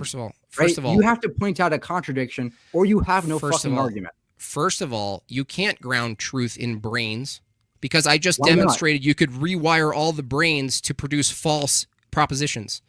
And you don't have any access to whether they're false or not if you reprogram them that way. I have to explain this again to you. Holy moly, sir. This is embarrassing. I agree that if you rewire the brain, you would render false statements, of course. But you wouldn't know they're false. We happen to have brains that produce true statements. We happen to have functioning brains, okay? So we can produce true statements. Again, for the last time, how do you know that God grounds logic?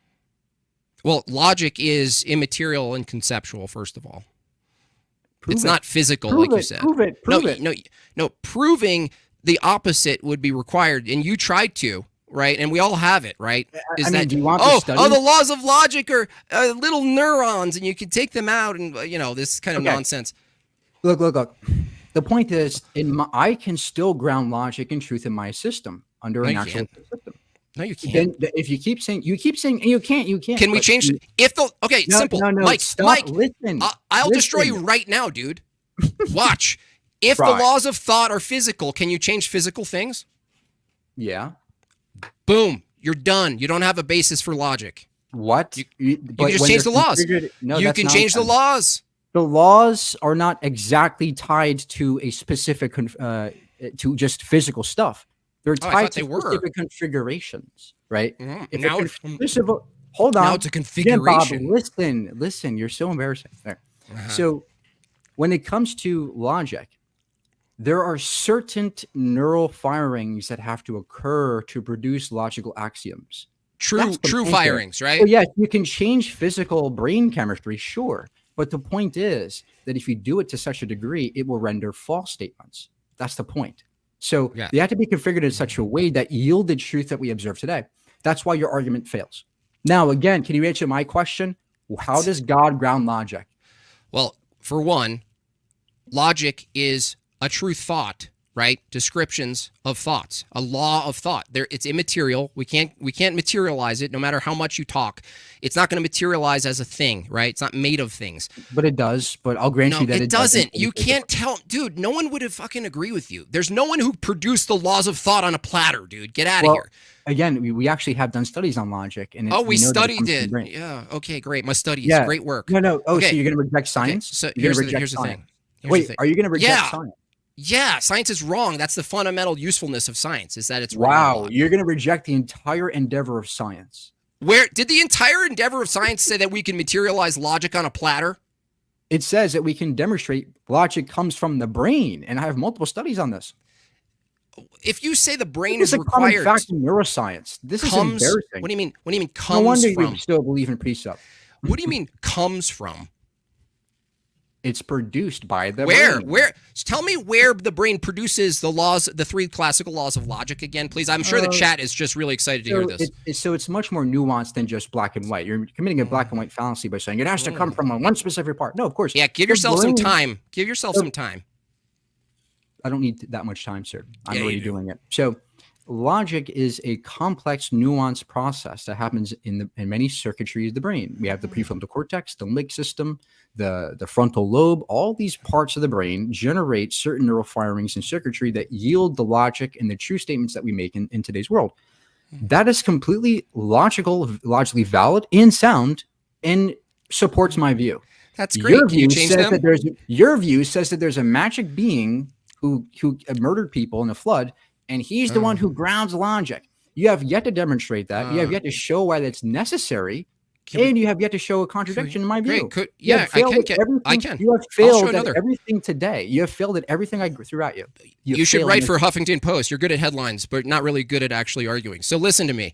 If the laws of logic are emergent of Not an physical argument. brain, can we change those physical things if they're we physical? we can change brain states, but they would yield Can false we states. change the laws of logic if they're physical? The laws of logic are just certain configurations of neural circuitry. Can we change the configuration such that the laws of logic no longer hold? That doesn't make sense, right? That's circular. What we're saying is what? you can change neural circuitry in a way that would yield false logic. Yes. Okay. That means logic, knowing that it's false, it has to exist outside of the brain. No, logic itself is a specific configuration of neurochemistry. Okay. So if you change the specific neurochemistry in a brain, right? Mhm. How would that brain determine it has the wrong logic? Because it would be fallacious. Oh, it would it render would just. fallacies. So you change the laws of logic, but it still knows what a fallacy is. We don't change the laws of logic. That's Wow. nonsense. What we're saying is that we change neurocircuitry in the brain to render something false because there's an error there, right? It doesn't. It's not describing reality correctly, or analytically, it's failing analytically. That answers your question. You're just not understanding neuroscience, I guess. Right. Again, so if the laws of logic are sort of these emergent stragglers of the brain, that kind of a collection of configurations, and Correct. I go in and change the collection of configurations, I'm asking you, would that undo the laws of logic? It would render any attempt at logic false because it would render those neurocircuitry, incorrect. Okay. All right. So if we got rid of all human beings right now and all the brains you're talking about, if the laws of logic are produced in a brain, is a tree, even if we didn't have the name of it, would a tree be a rock? If you're saying that there is no people, Yeah.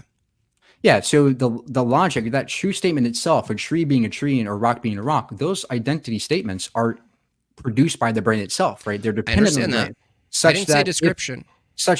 Well, that's what logic is, right? Logic is descriptive for reality. And the point is that it is mind dependent. So what you're trying to say is without any minds, would logic still persist? Okay. No, Okay. because Hold on. logic is completely You believe in mind-dependent. evolution, right?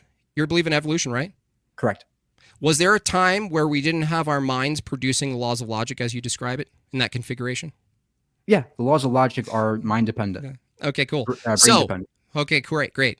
So, was there a state of affairs as previous animals or creatures in your worldview that existed in a particular way that followed lawfulness in the world, right? But preceded the mind and logic as you're describing it?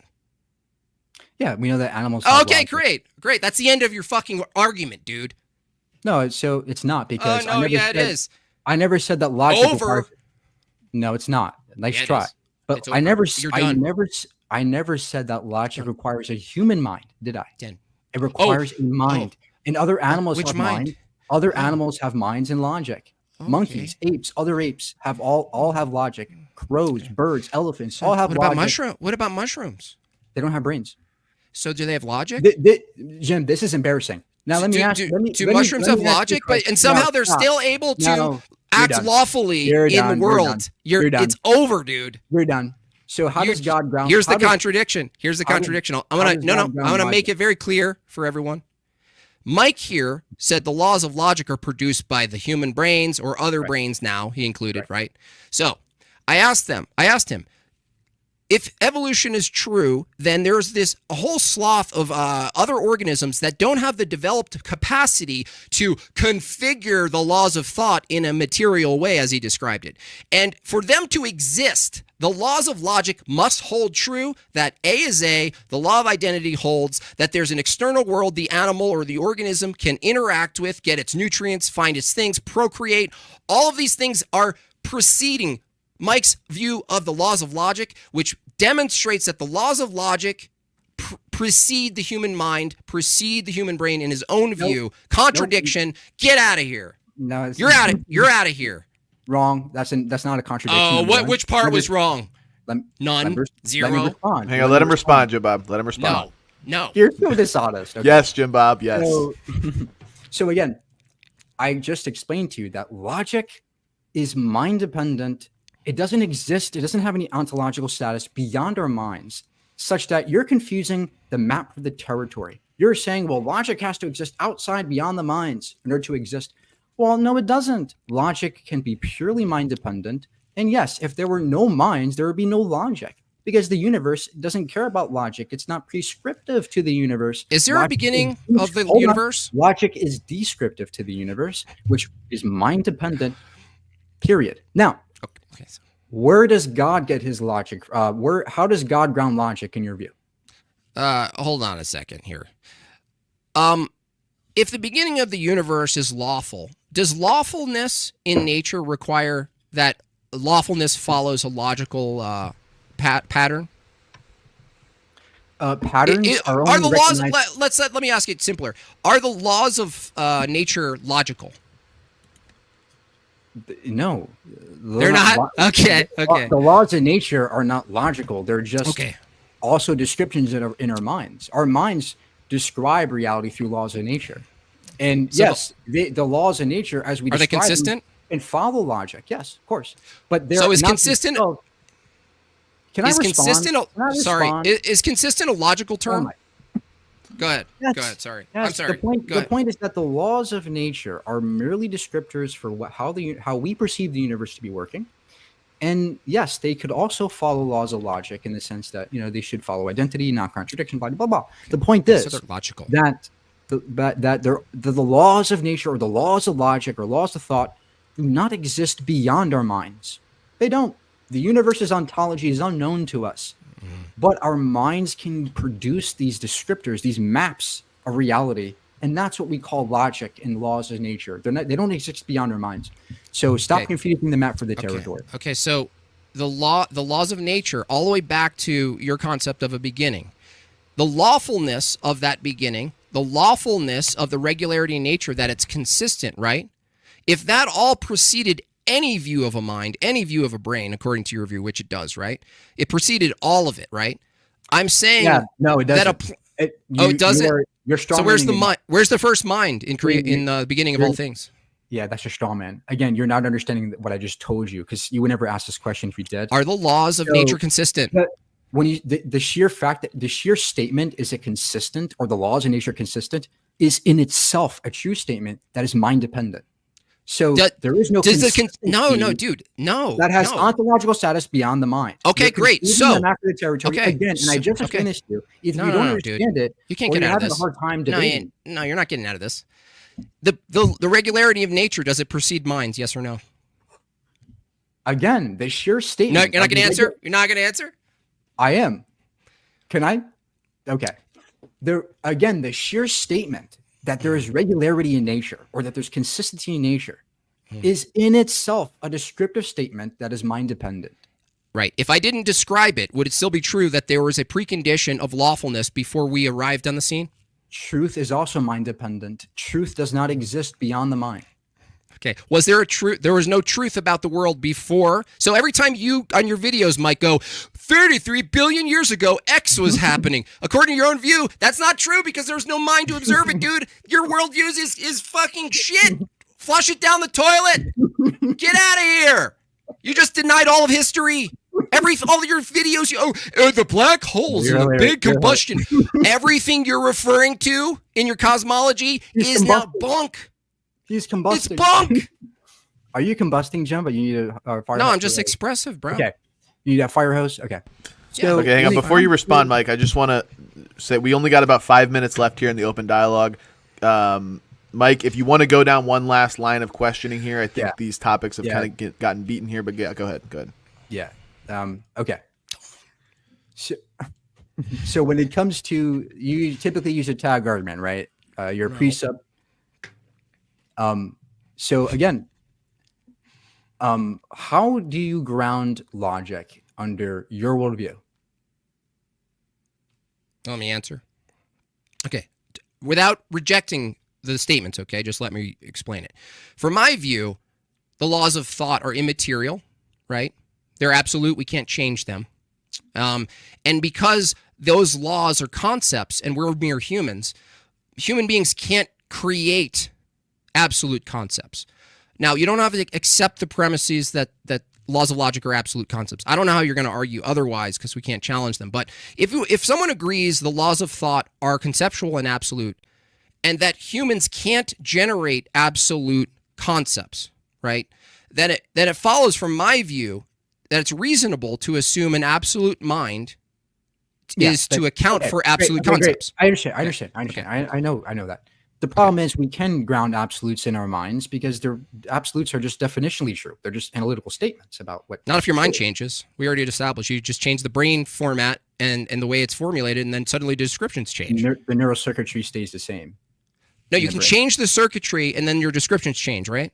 If that's the case, then they would render false statements. The point is that neurocircuitry that's the new truth. In the brain. Well, the new truth. All right, this isn't. Dude, listen. Neurocircuitry in the brain doesn't change. In fact, neurons exist for decades in your brain. They don't change. The point is that as you have a functioning brain, you can still ground absolutes because absolutes are merely analytical. Now, how do you know that God grounds logic? Aren't you using logic to make that statement in the first place? No, I have to account for a mind to give me logic. Why? Okay. Let's grant you that. Logic. Let's just grant you that minds are required for logic. Why does it have to be a God? Why do you have to add God to that? Because when I use the term absolute, the only thing I can equate with absolute as a being with a mind would be God level, just roughly speaking, I would say. Hey, do you agree that if I have an analytical truth, it's absolutely true? Like what? Can you give me an example? Like A is A. Is that absolutely true? A is A.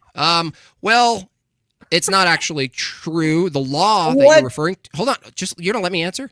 If you let me answer, if someone redefines A as two different things, you have to evaluate it, right? All right. Let me ask you again on the first. Is that true? JimBob? Oh! I make a clarification and suddenly it's first grade. Come on, dude. Don't be bad faith. Okay. You would agree with what I just responded to, right? A equals A. Can we define A as two different things, right? Yes or no? No, they're definitionally Of course you can. A equals A. They're definitionally the same. Would it be absolutely true at that then? A equals A? Yeah, if they're defined as the same thing, the law of identity holds. Great. So they're absolutely true. No. Great. So do you... Go ahead.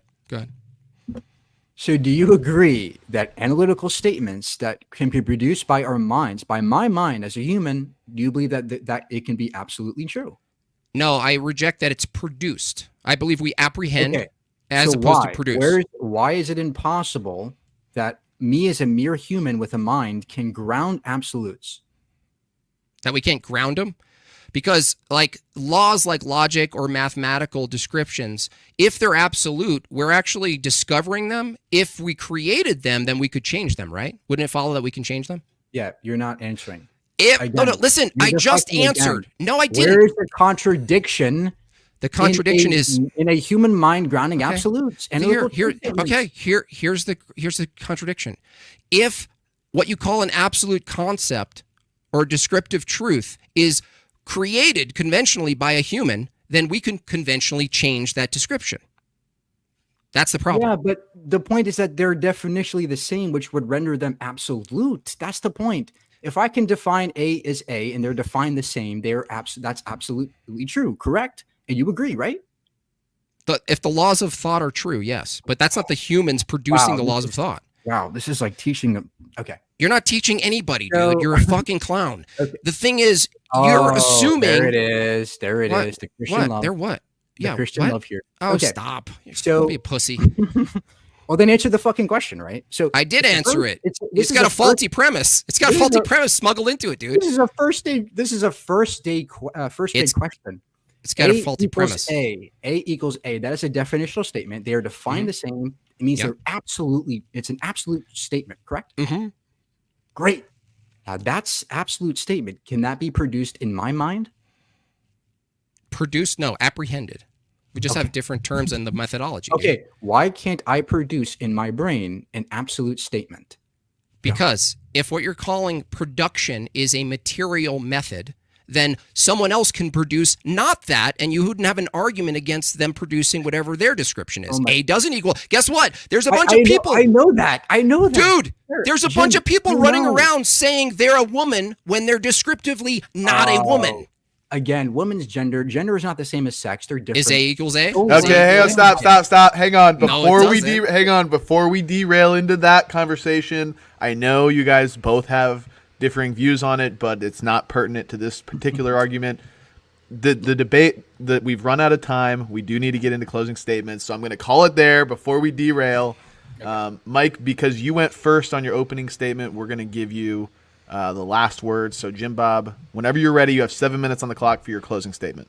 Okay, so it's common when I bring up the problem with universal mechanistic determinism that the opponent says, well, no, everything's determined except for that part where we access truth. Of course, that part is determined, but we have access to truth. They always get in a bind here. They start freaking out. They don't know what to do with it. They say then, well, what's the problem? The problem is this. Again, for the audience, if mechanism A, who has a name, Mike, says a statement, and mechanism B, that we call JimBob, produces a statement, then the very methodology to come to the truthfulness or the invalidity of either statement, if that method is also just determined by natural laws, we're going to be constantly appealing to the next person. Well, is it true? Well, is it true? Well, is it true? Onward and onward and onward, right? We're going to keep going.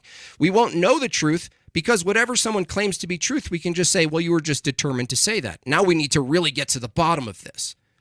We got to find someone who's not determined to say what they're going to say. And this is what's so ironic is that we're in a debate.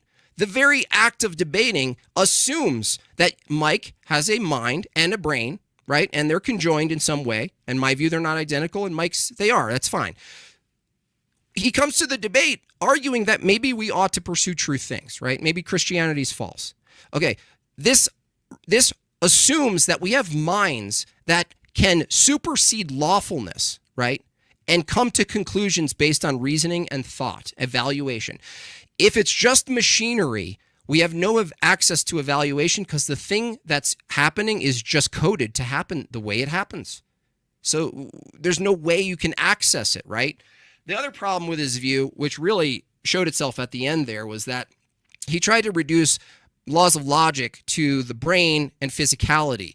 And what happens there is, under his own view, there was a previous universe that preceded all minds, all organisms.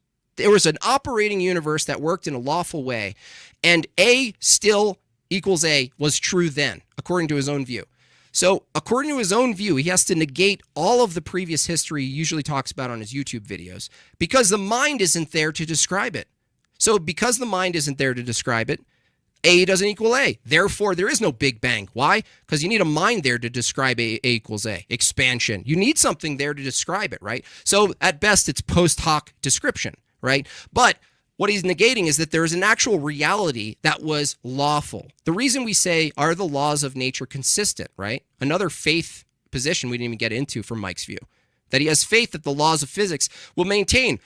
However, he'd have to concede that they might not. Now, here's the problem is epistemology. If truth is based as an effect of the laws of nature, and the laws of nature could actually suspend themselves and suddenly not operate the same way, that means as an entailment, the thing he's calling truth or evaluating claims would also change as a consequence. I'll say it one more time and I'll close it up. If the laws of thought are consequences of nature, and the regularity of nature could actually flip on itself and suddenly not be the case, then his whole entire system of epistemology, which is an effect of previous laws, would then change. The truth is no longer the truth. A no longer equals A. In my view, A equals A, because A equals A, the ultimate A equals A is God. God, A is A. Without this foundation of an ultimate being who grounds ultimate truths, you're left with concepts as mere epiphenomenal, changing patterns of the mind, of the brain. It can change next year, and suddenly the truth as we describe it changes. With one hypothetical, if all the brains, according to Mike, were rewired, that means all of them, rewired to produce what we know today as false descriptions. But in that reality, they're not false to anyone because they are programmed to fulfill a very specific task of producing an outcome consistent with the inputs. Input, output, input, output. Machines don't produce knowledge, they convey it. And the only reason a machine can convey knowledge is because we have human minds that have access to metaphysics, logic, and other immaterial categories, which under his materialistic view, he can't justify a single one. That's my time. All right. Thank you for that closing statement, JimBob. And same to you, Mike. Whenever you're ready, you have 7 minutes on the clock for your closing statement.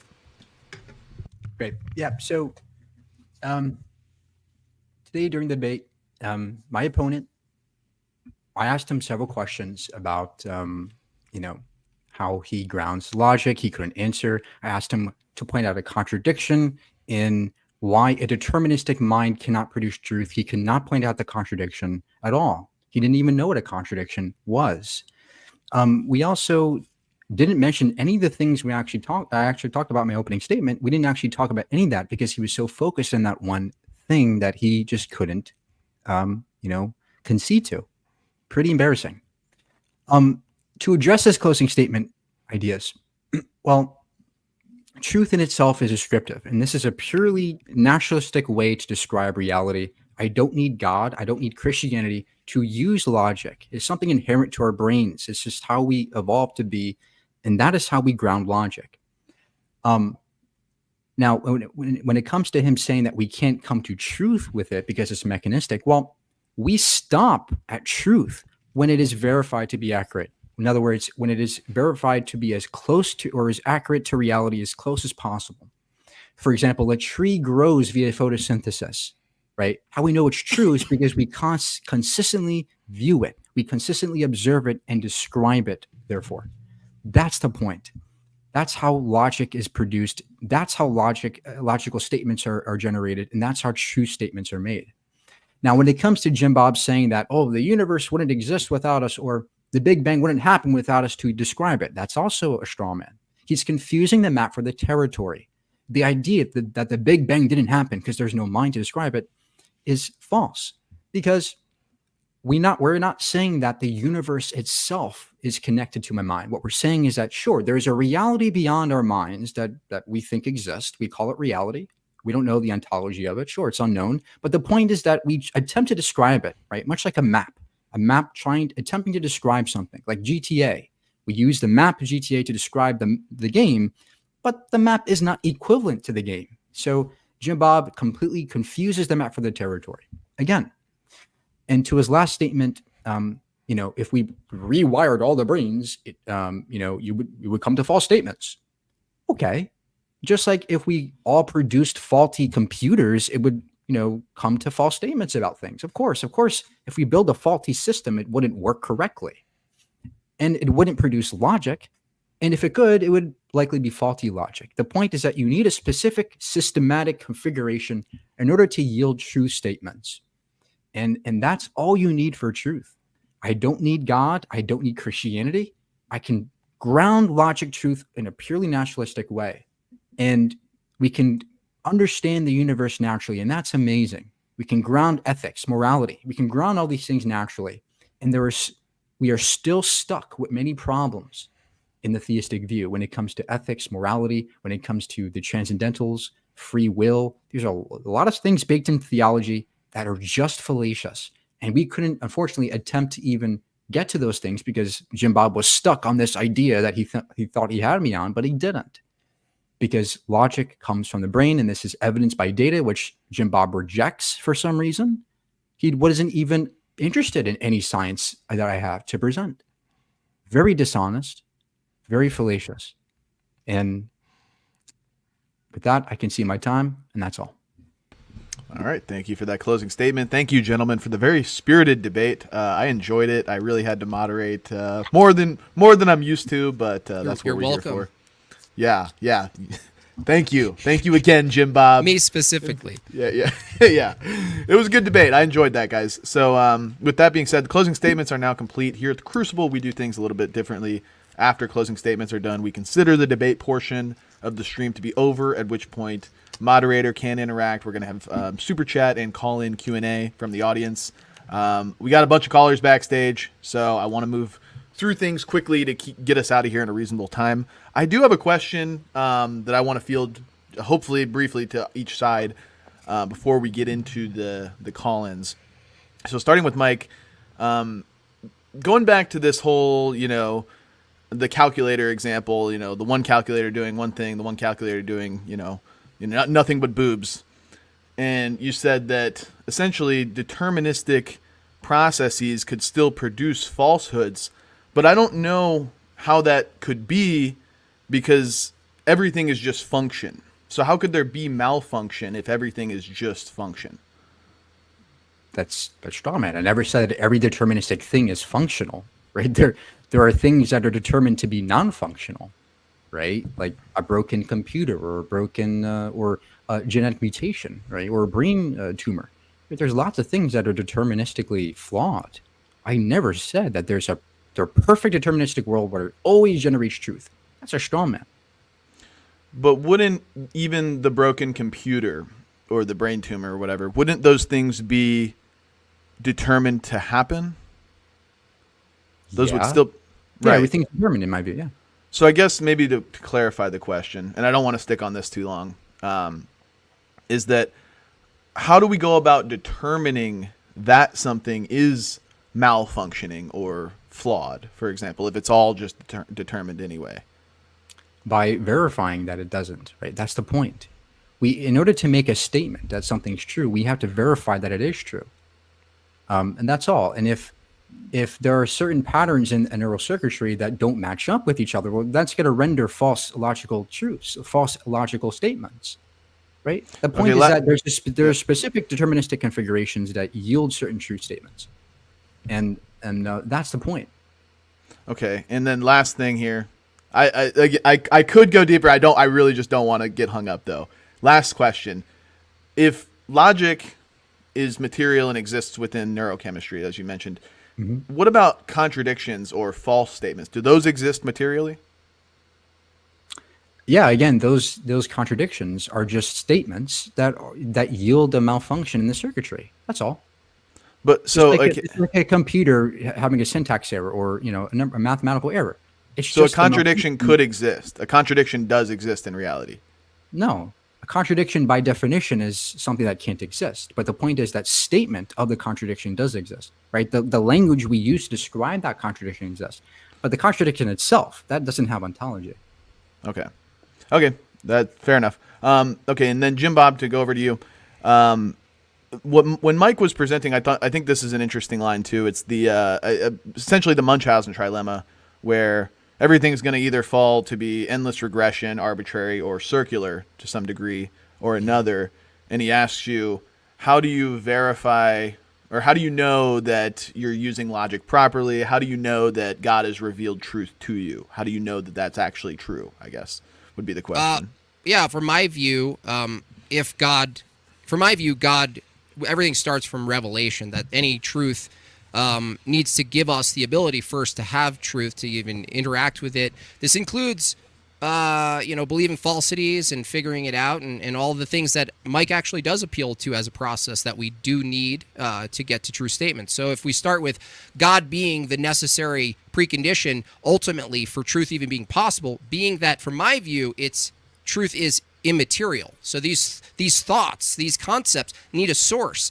And so if the source is the Christian God, and the Christian God did reveal his beingness, his attributes, his way of living to us as a prescriptive, then from there it's from Mike's view, it would just be a story, right? But the problem is, it wouldn't matter if the story was false. So, if revelation is true, we do have access to God's, at least the immaterial, right? So, to Zen's previous question, does a true or false statement exist itself as a physical thing? Now, I disagree with Mike. I don't think information is physical. I don't see that knowledge is physical. These categories need a justification, and certainly they can't be described or grounded in pure matter. So this necessitates something immaterial, and if this immaterial being, if the things we're referring to as immaterial are conceptual and they're mind dependent and they precede our mind, then I would just assume a God. Now, the question then becomes who's the God? And that's a debate between theists. Okay. And I don't want to hold up too long on that either, just because we got a shit ton of callers and a shit ton of super chats that we got to get through. So we're going to get to our call-in section. If you're on cam backstage, guys, you'll get priority. So cam up and I'll bring you on quicker. But other than that, we'll get to Mendoza. Welcome. Go ahead whenever you're ready. Two. Brother, you actually took the challenge. I commend you, Mr. Burgundy. We spoke a few days ago. But can you get closer to computer? Sorry. What's that? Are we having? I'm having some trouble hearing. Can You are a little bit quiet, Mendoza. Thanks. Oh, it's yeah. Go ahead. Can you go hear ahead. me now? Yeah, Yeah, that's better. Okay. So, Mike, your arguments are the results of cause and effect, right? Mm-hmm. Yep. And so are JimBob's, right? Correct. So they share the same status, right? They share the same value. What do you mean by value? Well, they're both the results of the same processes, natural process, right? Yeah, they're produced by natural processes. Yep. Right. So you believe you're right. JimBob believes he's right. You're saying he's wrong. JimBob's saying you're wrong. Okay. But we're arriving at two fundamental contradictions via the same process. So determinism can get you to two contradictory propositions about reality. Yeah, absolutely. Right. So what if everything in nature, including all human action, is determined? How are you going to appeal to determinism to determine what's true if determinism itself can produce contradictory propositions? Well, we can point out, as I did today in the debate, deterministically, fallacies in JimBob's view. That's the point. We can be determined to point out contradictions or criticize or critique other views. That all is compatible with a deterministic view. I don't know what the holdup is here.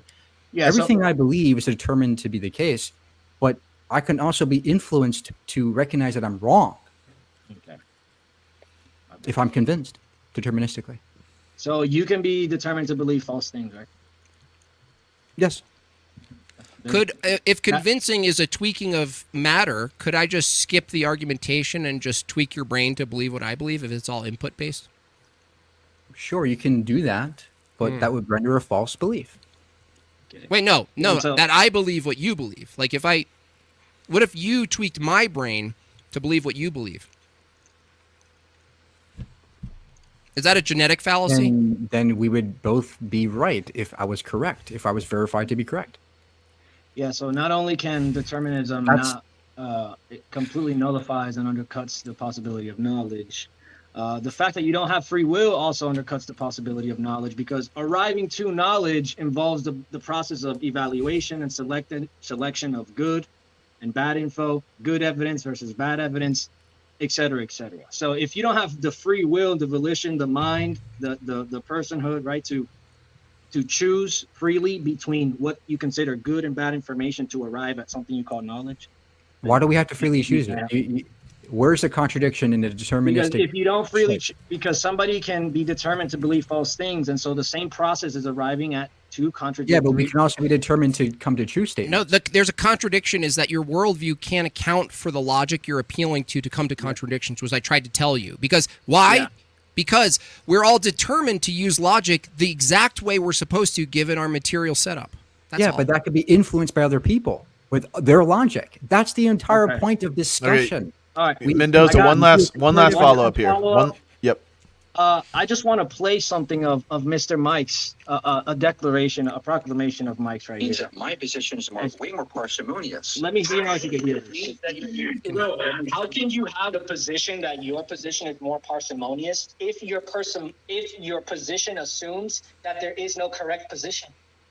Because your position assumes there is a correct position and mine concedes there is no. So even yours, right? Including yours? There is no objectively correct. There is no objectively correct. Including your position, right? Yes. Have a great drinking day, dude. That's the end of your position, dude. You yourself conceded Yeah, that we were. there is That no was objectively the correct context. position, Yeah, including so your position. So, yeah, nice try. so But you're done. that was That's the no, end of no, your no, no. position. You yourself, Listen. your This is very presuppositions dishonest. contain the Okay, seeds of your own Mendoza, let him destruction. respond. No, Let him yeah, respond, and then dishonest. we got to move on. We got to move on. If you Thank you, if you Mendoza. actually watch the context of that, we were talking about morality, not analytical truths. We were talking about moral statements, which I concede are not objectively correct because morality is not objective; it is subjective. But true statements about the universe can be objective, depending on if they're analytical or not. So that was a very dishonest thing to say.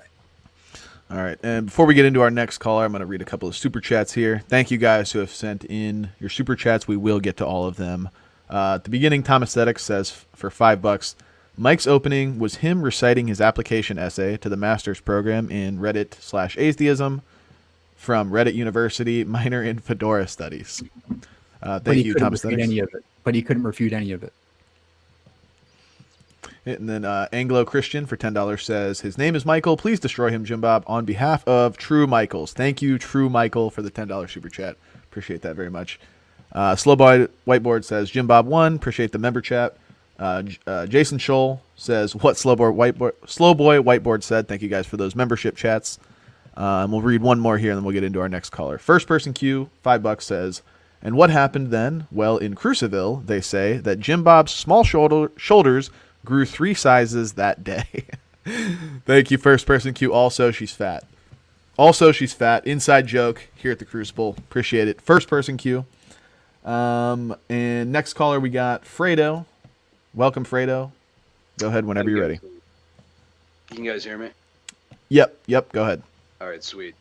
I'd just like to ask both you gentlemen to steelman each other's arguments because it's kind of unclear what exactly Mike believes about determinism or predeterminism. Can you All right, guys we'll start with Mike then. Start with you want them to steelman each other's arguments or steelman their own arguments?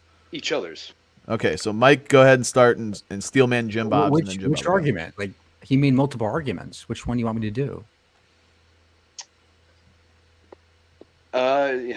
Yeah, I guess it's kind of about predeterminism or determinism. Well, JimBob all he was saying was that I can't come to truth if there's a deterministic mechanism that yields it. That's what he was saying, and that is not an argument. That's just an assertion that he's made. That he Well, hold on. JimBob, is that correct that that's what you believe? Is Mike properly representing you? You're muted, by the way. You're muted, JimBob. You're muted. Yeah, Muted. Determinism makes knowledge impossible because all outputs are actually just determined by causal things. So if knowledge or the experience of coming to knowledge is an epiphenomenal effect of cause, then something called a truth claim is just input based. So that means that coming to truth, according to his view, would just be a bunch of inputs. But then again, you'd need knowledge about which inputs produce knowledge, which is circular. So it's a never-ending task, and you can demonstrate it because when I ask, someone says X is true, and the other person says Y is true, and they contradict, we go to a third person to be the selector. And then if under his view, the third person, whatever they say that comes out of their mouth is totally determined by previous inputs, then we have to know if they're true or not. Well, how do we validate that? And then you just keep going on and on and on. And this is a problem because it negates the possibility of a mind being independent, but in conjunction with a mechanism. I'm not saying the mechanism doesn't exist. I'm saying you need a mind independent of just causality to come to truth because you have to actually evaluate it with your will, with your reasoning, right? So it's just it reduces all thinking to I always use the example of like water coming from a hot spring. Why would thinking and making propositions under his worldview be any different than a hot spring producing, geysers or something like this? There wouldn't be any difference. And then JimBob, go ahead and steelman Mike's argument and see if Mike agrees to the steelman. I would say Mike's position is that A naturalistic view, in his view, best describes the phenomenon we engage with in the world, and he relies on his senses, but other people's senses, to try to verify the best notion of the collection of sense data, and that even if all of that is determined like a machine to spit out outputs, in his view, he still has access to knowledge in that view. All right, was that an accurate representation, Mike? No? Yeah, I give it a B. B's not Okay. bad. All right. Well, thank you for the call in, Fredo. We have received the Steelmans from each side. Appreciate it very much. Next caller, we got Fresh Pelmani. Welcome, Fresh Pelmani. Go ahead. Howdy, whenever you're everyone. ready. I'm sitting outside in the wind again, so I can't see shit, but I'll see if I can at least understand what's going on. Mike, so would you accept the proposition that the universe has ontology? Yeah. Okay. Did this ontology exist prior to there being any minds to evidence it?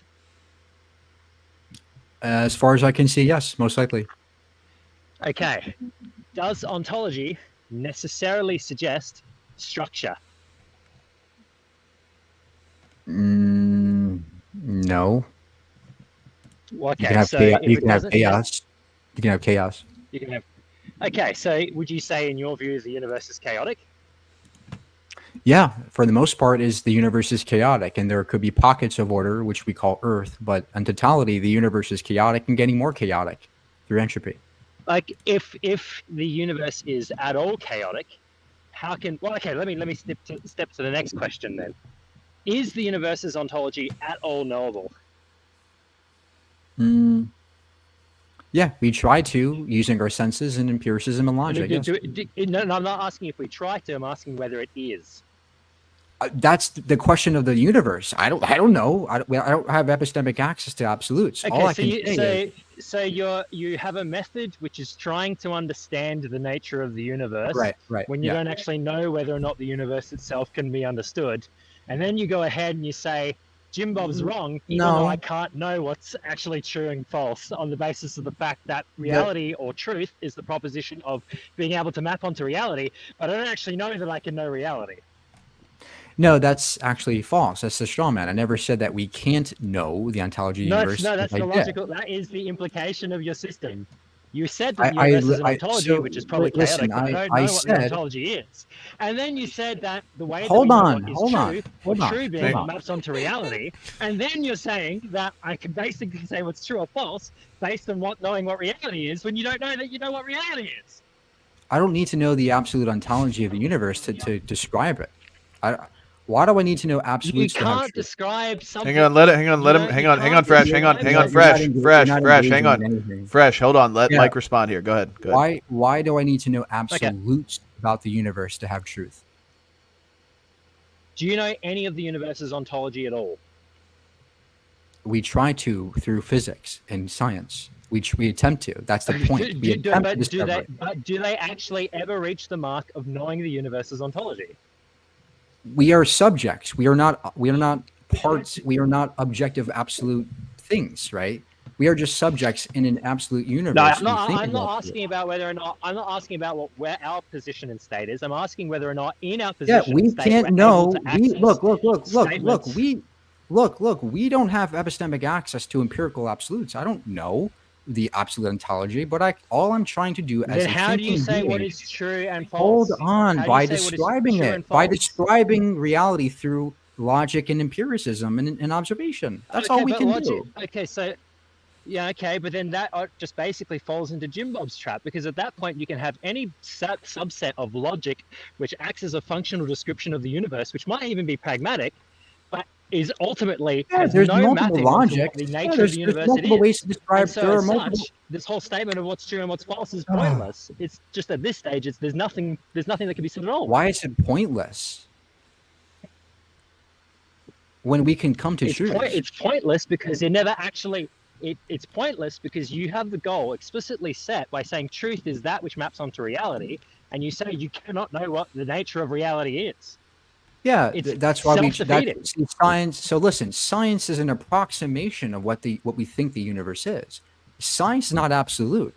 No scientist or physicist ever says that we have epistemic access to absolute empirics. It's nonsense. We try our best to map reality. Whatever the ontology of the universe is, it is unknown to us, and that they always will. How can you map reality when you've conceded that reality is unmappable? You're saying that reality is unmappable. No, I did not. Reality is mappable. Reality is mappable through science, logic, and empiricism. But all right, one last rejoinder here. One last one. You're just gibberish. You're just gibbering right now. You're just yapping, right? Okay, hang on. Hold on, both of you. Hold on, fresh. Hold on. One last rejoinder. Make it your final point, and then we got to move on. Okay. I think my point's pretty self-evident at that stage. It's basically, it is what you are suggesting, despite realizing it, is fundamentally relativism and skepticism, because nothing can be known other than from well, it's not even known, because it's just an attempt to throw shit at the wall to say that this is what reality is, even though you don't know what reality is. There are different degrees of knowledge. I can be maximally certain about a given thing. It doesn't mean I have to be absolutely knowledgeable about that thing, right? It can be likely the case. I can use Bayesian principles to determine what is likely true or probabilistically not true. Likely based on what? These are all. Hold on. How can you apply Bayesian principles? Okay. No, hang on. You've appealed to Bayesian principles. Last point, Fresh. Yeah, that's true. That's coming to truth without God. I don't need a magic muffin man to come to truth. If you have a probability of a given knowledge of a prior and you don't know what that given probability is, because there's an infinite vast gulf. Priors come through empirics. Of what you don't know. Priors come from empirics. I have a question, Mike, real quick before you go. Thank you for the call-in, Fresh. Thank you for the call-in. Yeah, go ahead. This will be a short. It's not a gotcha or anything, Mike. I just wanted to get what is the thing you're calling chaos something, like, in your view, just something we just kind of don't understand, or fundamentally it's definitionally that it can't be understood because it's actually chaotic? We don't know. We don't have epistemic access to anything absolute. Because I always ask... we presuppose is that there's a universe and that we use our logic. That's it. Right. Because I asked someone this, like, can you point to anything that's chaotic that you know is chaotic? Could you? Yeah, supernovae, all kinds of explosions, gamma ray bursts. But the universe is chaotic, right? Galaxy collisions, supernovae. But when you say an explosion follows a lawful behavior? I would say that we can describe it lawfully, sure. But that event is still chaotic because it's becoming from a more early state to a more chaotic state, right? Because what I'm asking is, if, let's say, naturalism and causality of all phenomenon is true, there couldn't actually be something you could call chaotic unless you were just defining it as you just didn't know the causes yet, so it's observably seems to be chaotic. But if you suppose that all phenomenon is caused by previous effects, I don't think you could have chaos, right? Actual chaos. Well, when you say chaos, what do you mean? I mean, you're talking about entropy? Like, that's what I think chaos means. That's still orderly, though, isn't it? And it's relativistic because we can look at things that are low entropy versus high entropy, and that's what chaos and order are. I just think that's orderly still. And we can move on. I just think that's orderly. Yeah, so you're just appealing to metaphysics by saying that there's some orderly law of nature. Is entropy a law? But the point is that there's still chaos within this universe. Yeah, I guess say, like, I've never seen anyone actually point to something actually chaotic, because to point to it in any sort of descriptive way that's lawful, you've already sort of said, well, it's not actually fully chaotic. We understand what an explosion, let's say, is. But we don't need to stay on this. It's just an interesting term that I hear. It depends on what you mean by chaotic, right? Okay, that's fair. Yeah, we do need to move on from this, guys, just because we got a bunch of callers, a bunch of super chats to get through yet. Justin Henley sends in $2, says, A does not equal A is the same as P is not P. What the fuck? I kind of thought that too. You want to clarify that, Mike? Is this a proper? Is A is not equal A is kind of the same as P not P? That's the former is an identity issue. The second is a true contradiction, right? The negation and the affirmation of the same premise. That's a contradiction. A does not equal A. That's an identity error. So, but wouldn't that be what a contradiction is? Is A and not A, or P and not P? Like, wouldn't that? I mean, I don't know. Maybe it's just semantics. If you say A and not A, that would be a contradiction. But A doesn't equal A. That's not a contradiction. That's just identity error. Okay. And next one here, we got Daniel James, leaving leftism, sends in whatever the fuck that is, 10,000 something. Mike doesn't know what his own argument is, let alone JimBob's. Do you want to respond to that, Mike? Yeah, my argument is very simple. Like, there's no necessitation for God to ground logic or anything. Also, I gave multiple arguments in my opening statement about the problem of evil and divine hiddenness, which are valid arguments. Okay. Anglo Christian sends in $5, says atheists are intellectually challenged. I know because I was one. Thank you for the $5, Anglo Christian. Humdrum sends in $5, says it's just computers all the way down. I'm sorry. Did you want to respond to the last one, Mike? Yeah, that's just a no true Scotsman's fallacy. Okay. We'll get into our next caller here, Chase Haggard. Welcome. Hey. Welcome. Go ahead whenever you're ready. So, Mike, you said there's no ontology to logic? No, there is. It's in the mind. Okay, so the ontology exists in the mind? The ontology of logic is brain chemistry, electrochemistry in the brain. Okay, cool. So whatever I predicate as logic is just logic because it's produced by my mind then, because there's no actual external ontology to what's going on in my brain. Yeah, so you can form logic in your brain, but the point is that valid logic has to have a specific configuration within the neurocircuitry. Well, you just imported valid. Let's slow down. You said that logic, ontologically, is just a product of the brain. So logic, to me, logic is sticky notes. What do you mean? That doesn't make any sense. Logic I agree. This is the result. It's a reductio ad absurdum of your view. Because logic is not something that actually has, let me finish, doesn't actually have ontological status. It's just a product of the brain. So my brain produced that this is logic. And you can't actually point to or account for some kind of ontological thing called logic outside of the brain. You need to accept that this is logic. No, I don't have to, because that's false. Because logic, as defined as through empiricism and evidence, as defined by wait. Yeah, you can't do this. Slow down. You said before, logic is ontologically just produced and in the brain. My brain produced that sticky notes. This is what logic is. Yeah, that would be a false statement because it's an identity error. No, but now you're appealing to some kind of ontology outside of what's in the brain. Listen, you're not listening to me. Ready? Yeah, no, I'm holding you to your first premise. Stop. Listen. I'm not going to stop. Your first premise, does that still stand? If you're not going to let me respond. You do have to let him respond, Chase. Let him respond, Chase. So you're changing your whole premise? Let me respond. Okay, go ahead. Change your premise. So the statement logic is neurochemistry. That is empirically backed. It doesn't. No. It doesn't matter what it's backed by. Hold on. I'm not holding on. I'm stopping you before you go on a gish gallop. It doesn't matter what you say it's backed by. If you say the ontology, listen. If you say the ontology is just. Let me respond. Okay, hang on. You're both talking at once. Hang on. Okay, hang on. Chase, please, hang on. We do have to let him finish his answer. We have to let him finish his answer, and then if you object to something in the middle, then go ahead when he's done. Yeah. Go ahead, Mike. So when I say logic is neurochemistry, that is something backed by the evidence. And I use my logic to come to that conclusion logically. Now, when you say... Hang on, let him finish, Chase. Hang on. When you say logic is a piece of paper, well, that's definitionally false. Because paper is not neurochemistry. That's an identity error. And we can empirically prove it with the evidence and logic. Your first premise is that logic has no ontology outside of the brain. Based on that first premise now, you can't say that there's something beyond what I predicate as logic, beyond whatever I predicate as logic is produced by the brain. By me saying logic is sticky notes, you can't you're importing all this other stuff that I haven't granted. And based on your own first premise, you can't back up. And then you start importing hilarious, huge, sweeping statements. I interpret the evidence. Well, you are now importing a standard that you're going to need to evaluate good evidence and bad evidence. Let me talk, Mike. Let me talk, Mike. Let me talk. Mike, let me talk, okay? I'm not finished yet. Okay, I'm not finished. There's that atheist love.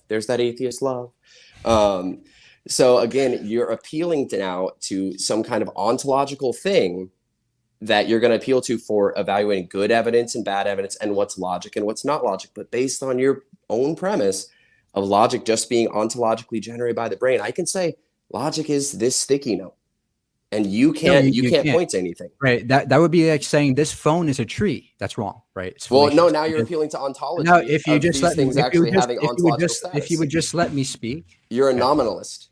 No, listen.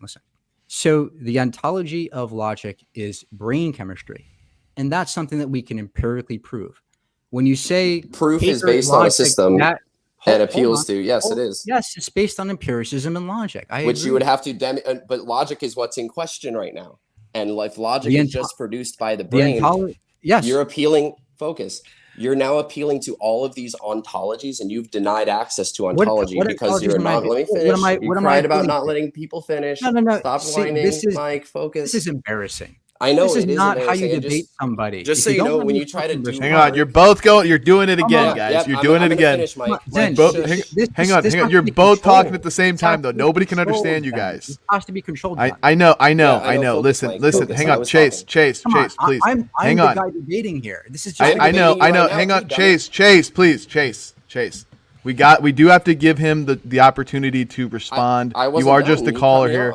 Okay, make your point brief so that he can respond to it. And then, Mike, try to make your response brief because there's a lot of overlap with you guys talking. But, go ahead, Chase. So again, every time you just tried to appeal to the law of identity, you just said, well, this phone pointing to ontology linked to an idea and a concept of phone is a tree. You said, oh, you can't do that. On your worldview, because you're a nominalist, you can't actually say that there's ontology to tree, phone, logic, and something that's not logical. Why not? Because you can't account for ontology, like Fresh even just pointed out. Why not? Because they're produced in the brain. Ontology. Yeah, give an account. Because two brains. Because it's not here. Mike. Here's why. Here's why. Mike. I'll say the contradiction. Two different brains can produce two different ontologies about objects in the world. Okay, and is that logically possible under your view? Yeah, but the person who's describing something that is fallacious would be a false How do you have a standard of what's fallacious and what's not? By observing them. I observed that and verifying that this. Look, what? Do you agree that I can verify that this is a phone and not a tree? No, not in your worldview, not at all. No. Why not? Why can't I observe this to be a phone? What is the ontology of phone and of tree? Empirics. There's empirics leads you to truth. How do you account for that? And what is the ontology what do you mean? How do I hold Mike, what's the ontology of the word empirics? What do you mean? How do I account for matter? What's the ontology of the word empirics? What idea ontologically does that point to? Listen. What do you mean I can't account for matter? What does that mean? The idea of matter, categories. When you say the word matter, you're can't pointing, I use my mind to describe matter? Mike, I'm talking. Why can't I use my mind to describe matter? I'm talking. Okay, hang on. Before you finish, Chase, we do need to make this your final. Chase, hang on, Mike, Chase, both of you, stop, guys, stop.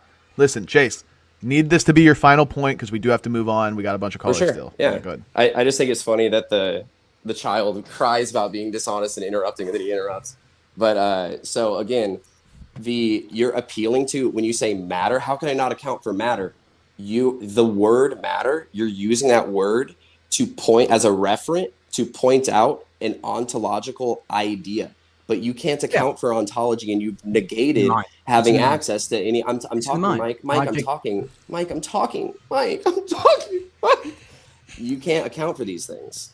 You've even admitted it. It's through the mind. It's through the mind, which is determined, and you have no verification principle to determine what's true or not. Why can't I determine things to be verified? What's your verification principle? The idea that you can verify something to be true by observing. Your verification principle is the idea that you can verify something to be true. By comparative analysis, right? And how do you compare what's true and false, Mike? By observing these things and seeing if they comport to reality or not. And how do you know what comports to reality? By observing it. Using logic? Using my brain, yes, and my logic. And logic has no ontological status. Thank you. This was very fun. Appreciate it. The what doesn't have ontological status? All right, thank you for the call in, Chase. We can't continue it. It's just taking up too much time. Matter has ontological status in the empirical world. The logic also does in the mind. There's a distinguishing factor there. Well, Mike, I think he was saying we can verify things to be true based on observing them and describing them in certain ways. And if there's a fallacy there, we can point that out. It's all deterministic, and there's no contradiction there at all. I think he was saying that Make it quick, JimBob. Categories like matter or even the external world itself as an abstract is not identical to the things we're describing. And what he's saying is there's no grounding in your view for the ontology of the concepts you're using, like phone and tree. In the mind, right? The mind grounds all those things. Again, what Jay said, if the mind grounds those, then two minds that ground two different definitions of those things, it basically brings into question, well, who has the correct ontology, exactly. right? Exactly. That's how we compare. We say, hey, this phone is a phone, not a tree. That is something that anybody can do and verify.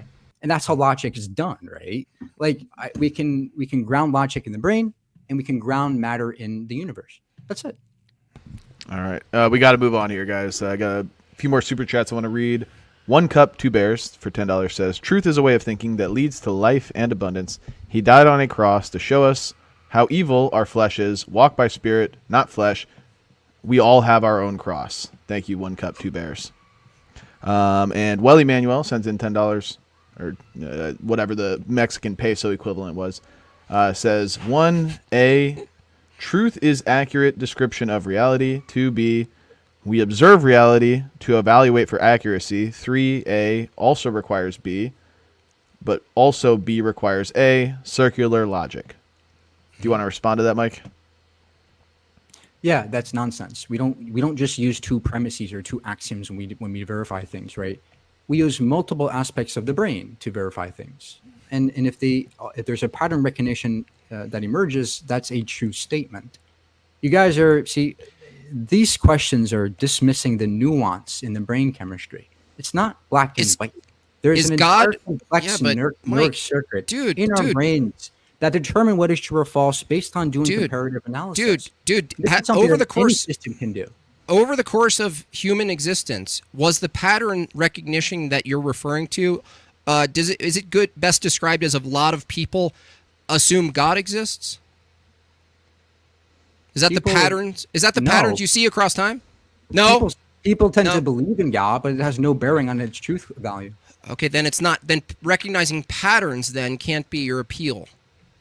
Well, the point is that when we recognize patterns, we can verify if they're true or not. With more patterns? Yes. Okay, that's circular, just like Will Emmanuel. No, it's not. How is it circular? Yeah, it is. How is it circular? I'm going to recognize the false patterns with more patterns? No, it's not that they're false patterns. It's that these patterns yield a contradiction or a fallacy. That's the point. That's the point. If two statements yield a contradiction or a fallacy or a logical fallacy, it's false, right? That's the point. And then we can use other parts of the brain to verify that those statements are true or false. It's that simple. We can choose to use different parts of the brain? We don't choose, they're determined. I gotcha. Okay, back to that.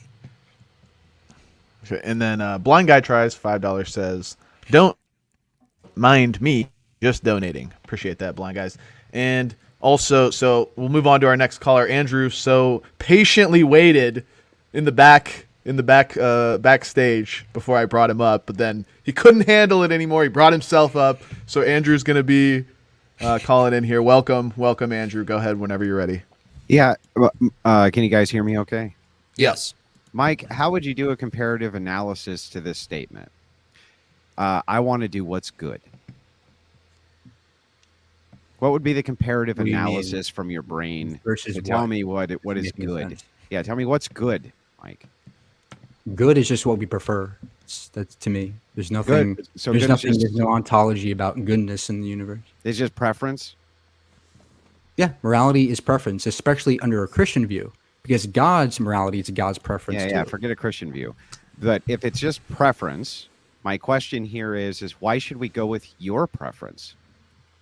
Well, depending on the consequences, and this is an entire medical ethical discussion, but the point is that we compare whose morality tends to yield better results. It's just a preference. And, that's all. Yeah. It's just a preference. Well, what do you mean results? Well, when you say results, what do you mean results? Who's right? Who's standard? Who's standard? Who's standard? Look, if I punch you in the face and it hurts you, right? That's a result that you don't like, right? Yeah, but I think if you punch me in the face, I should be able to have sex with your wife. Why am I wrong, Mike? Listen. Mike, why am I wrong? If the punitive damage is if you punch me in the face, I get to fuck your wife. Why is that wrong, Mike? because you're harming somebody. Yeah, no, you harmed me, Mike. And in order to stop you from doing future harm, I know that'll stop you. Why is that a bad analysis, Mike? This is utterly embarrassing, right? Yeah, no, it is embarrassing for you. Why is it? Why is it, Mike? Stop. Listen, morality is a very nuanced thing. There's an entire field of metaethics that tries to attempt to discover what is the best ethical system. Boy, I didn't know that, Mike. I don't know. I don't want a story. I want you to answer my question, Mike. I'm trying to. You're not. Yeah, to answer the question. Don't talk about a story. I don't care about your story.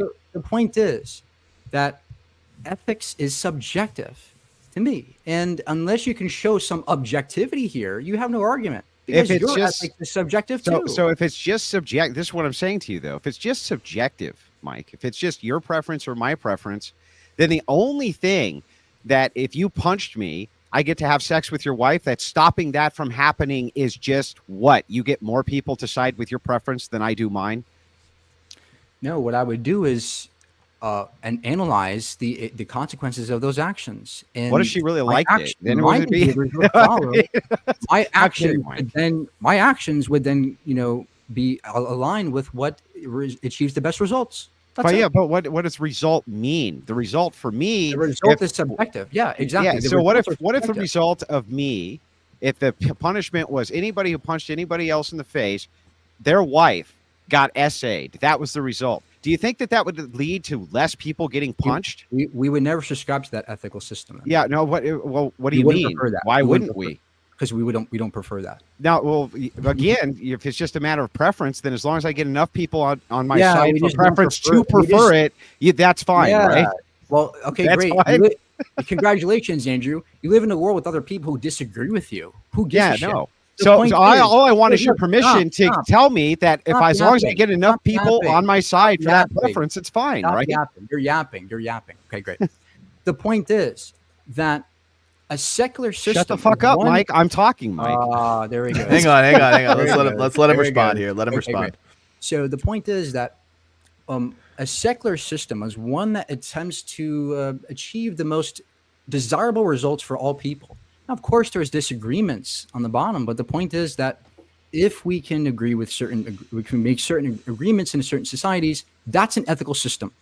And yes, it's preference-based, but still valid. And you don't need God. You don't need objectivity at all. Last question for you, Mike.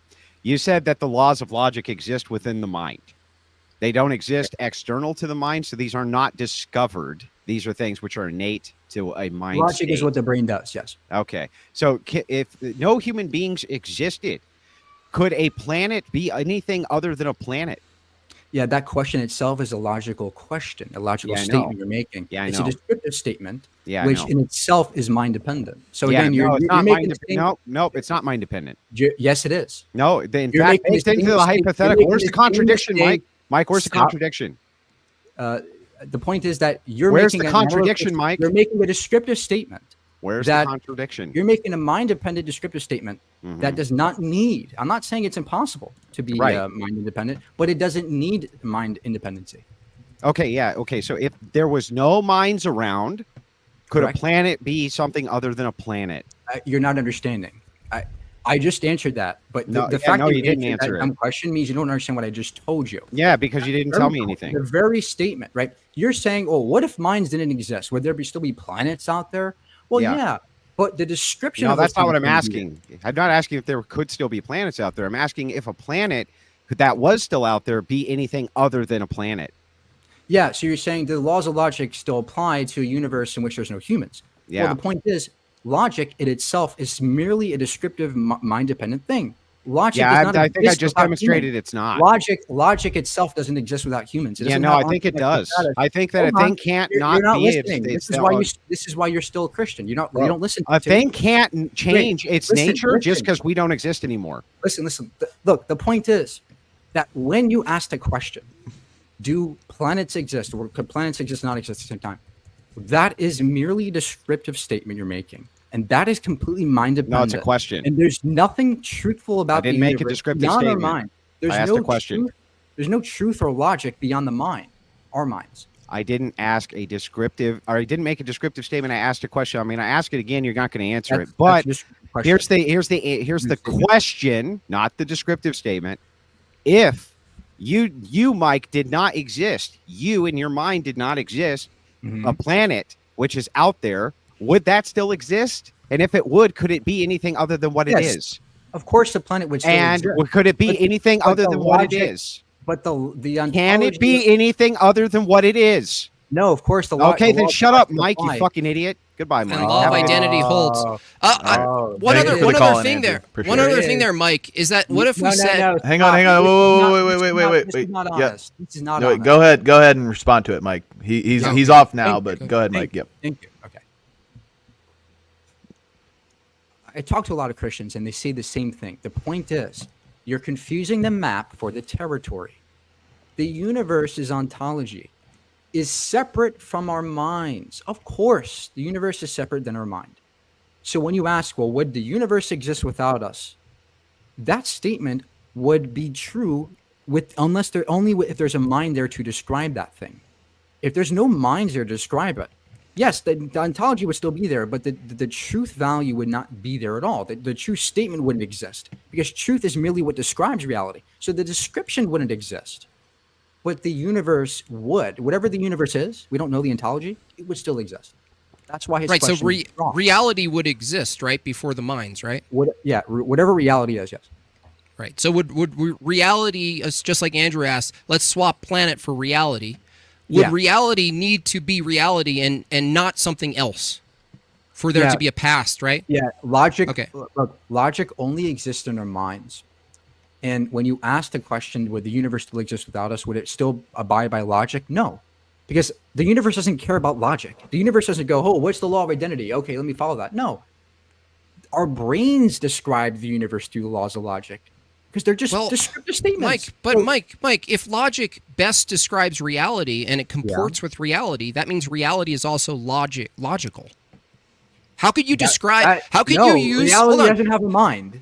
No, I'm not saying that. I'm saying how could reality itself not be logical if it can be described by with logic? Okay, Mike, give your answer, and then we got to move on. We can't stay on this. Go ahead.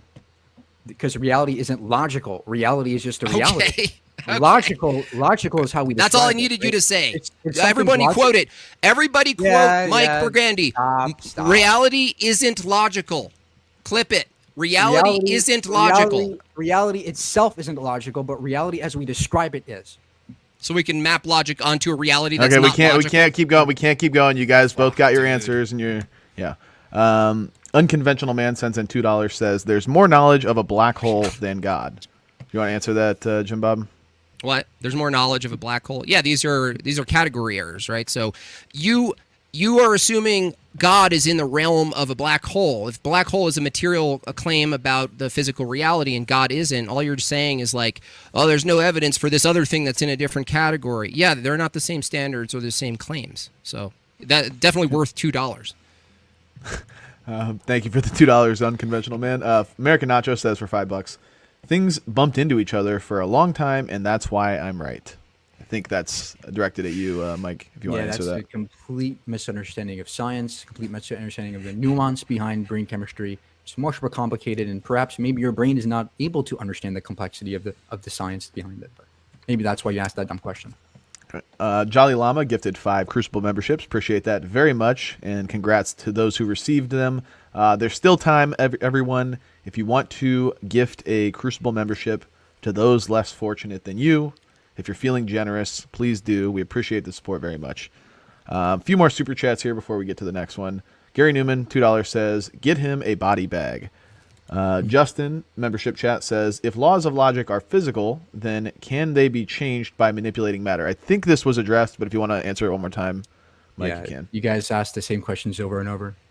So when I say the laws of logic are physical, what I mean is there's certain configurations of neurochemistry that produces certain logical axioms.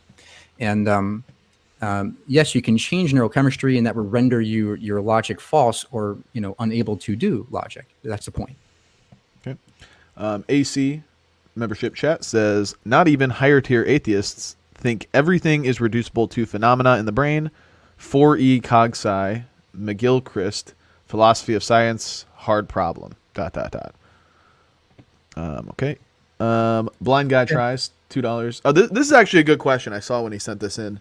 I think it's it's kind of pertinent to you, Mike. It's if like remember the blue and gold or whatever fucking the dress meme that everybody disagreed about what the color was. But if it's like if people are like experiencing the phenomena in their brain that perceives white and gold versus blue and black or whatever it was, who's actually right? Who's actually right? Yeah. So this is an empirical problem. The problem is that our brains observe reality in different ways. The problem is that there's still consistency. I can say that this is blue or gold. And if I call this bottle a Bob or if I call this bottle a controller, the descriptor of it doesn't, whatever I describe it as, the label I put onto it is arbitrary. But the point is that there is still logical consistency when we describe certain objects in reality, physical reality. If we remain consistent in our descriptions, you can easily describe things, even though there are empirical differences in people's observations. Okay, and where are we at here? American Nacho, $2 says it's like arguing with a sovereign citizen. I wouldn't go that low. Those sovereign citizens are insane. They're insane people. And last one here, and then we'll get into a next caller. Unconventional Man, $5 says, JimBob, if you don't trust your logic, why even debate? This is a crazy thing to say. I don't think I said that. I said I trust logic, the laws, but I can't be certain I'm properly using logic. So you have to play the game. You have to have faith in some other people that they're going to call out something inconsistent, and there's this process. Me and Mike both agree with this, by the way. So no, I think Unconventional Man that you're. I say I do trust logic itself, the laws. There is no my logic or Mike's logic. There is the laws of logic, and we can use them erroneously, and then we're to be corrected. And so I can't just trust that I'm properly using it. I have to do some examination with a mind. Okay. And we'll do our next caller here. I want to give Mike a break from getting targeted, so we'll bring in a lefty here. Corinth, go ahead whenever you're ready. We got to make this quick. We got to do rapid fire calls here so we don't get too close on time. Go ahead, Corinth. Okay, so this is a little bit just to start off with Mike here. It's going for Mike. Okay, I didn't think he would, but I'm not going to go hard on Mike here. Okay. You're saying a lot about the map and the territory, and that's what they're confusing there. Are you saying that your description of logic is just the map, and there's some underlying reality you're trying to transpose it onto that's going to be the ontology of the universe? Yeah. Okay. JimBob, is that ontology of the universe the way you're using logic in your statements? Can you reframe the question? That the ontology of the universe that precedes our descriptive capabilities of giving it categories and things like a planet, Mike was saying. So right? like I can list off the three main laws of logic, like law of identity, law of thing. These aren't like the underlying rules here. Yeah, no, I would say that the laws of logic themselves are rules for descriptions, right? And so those are going to be like, those are the things Mike is saying are restating of them, are observations of what's going on in the universe. But the underlying thing in the universe does exist. Yeah, I would say that appealing to ontology appeals to logic.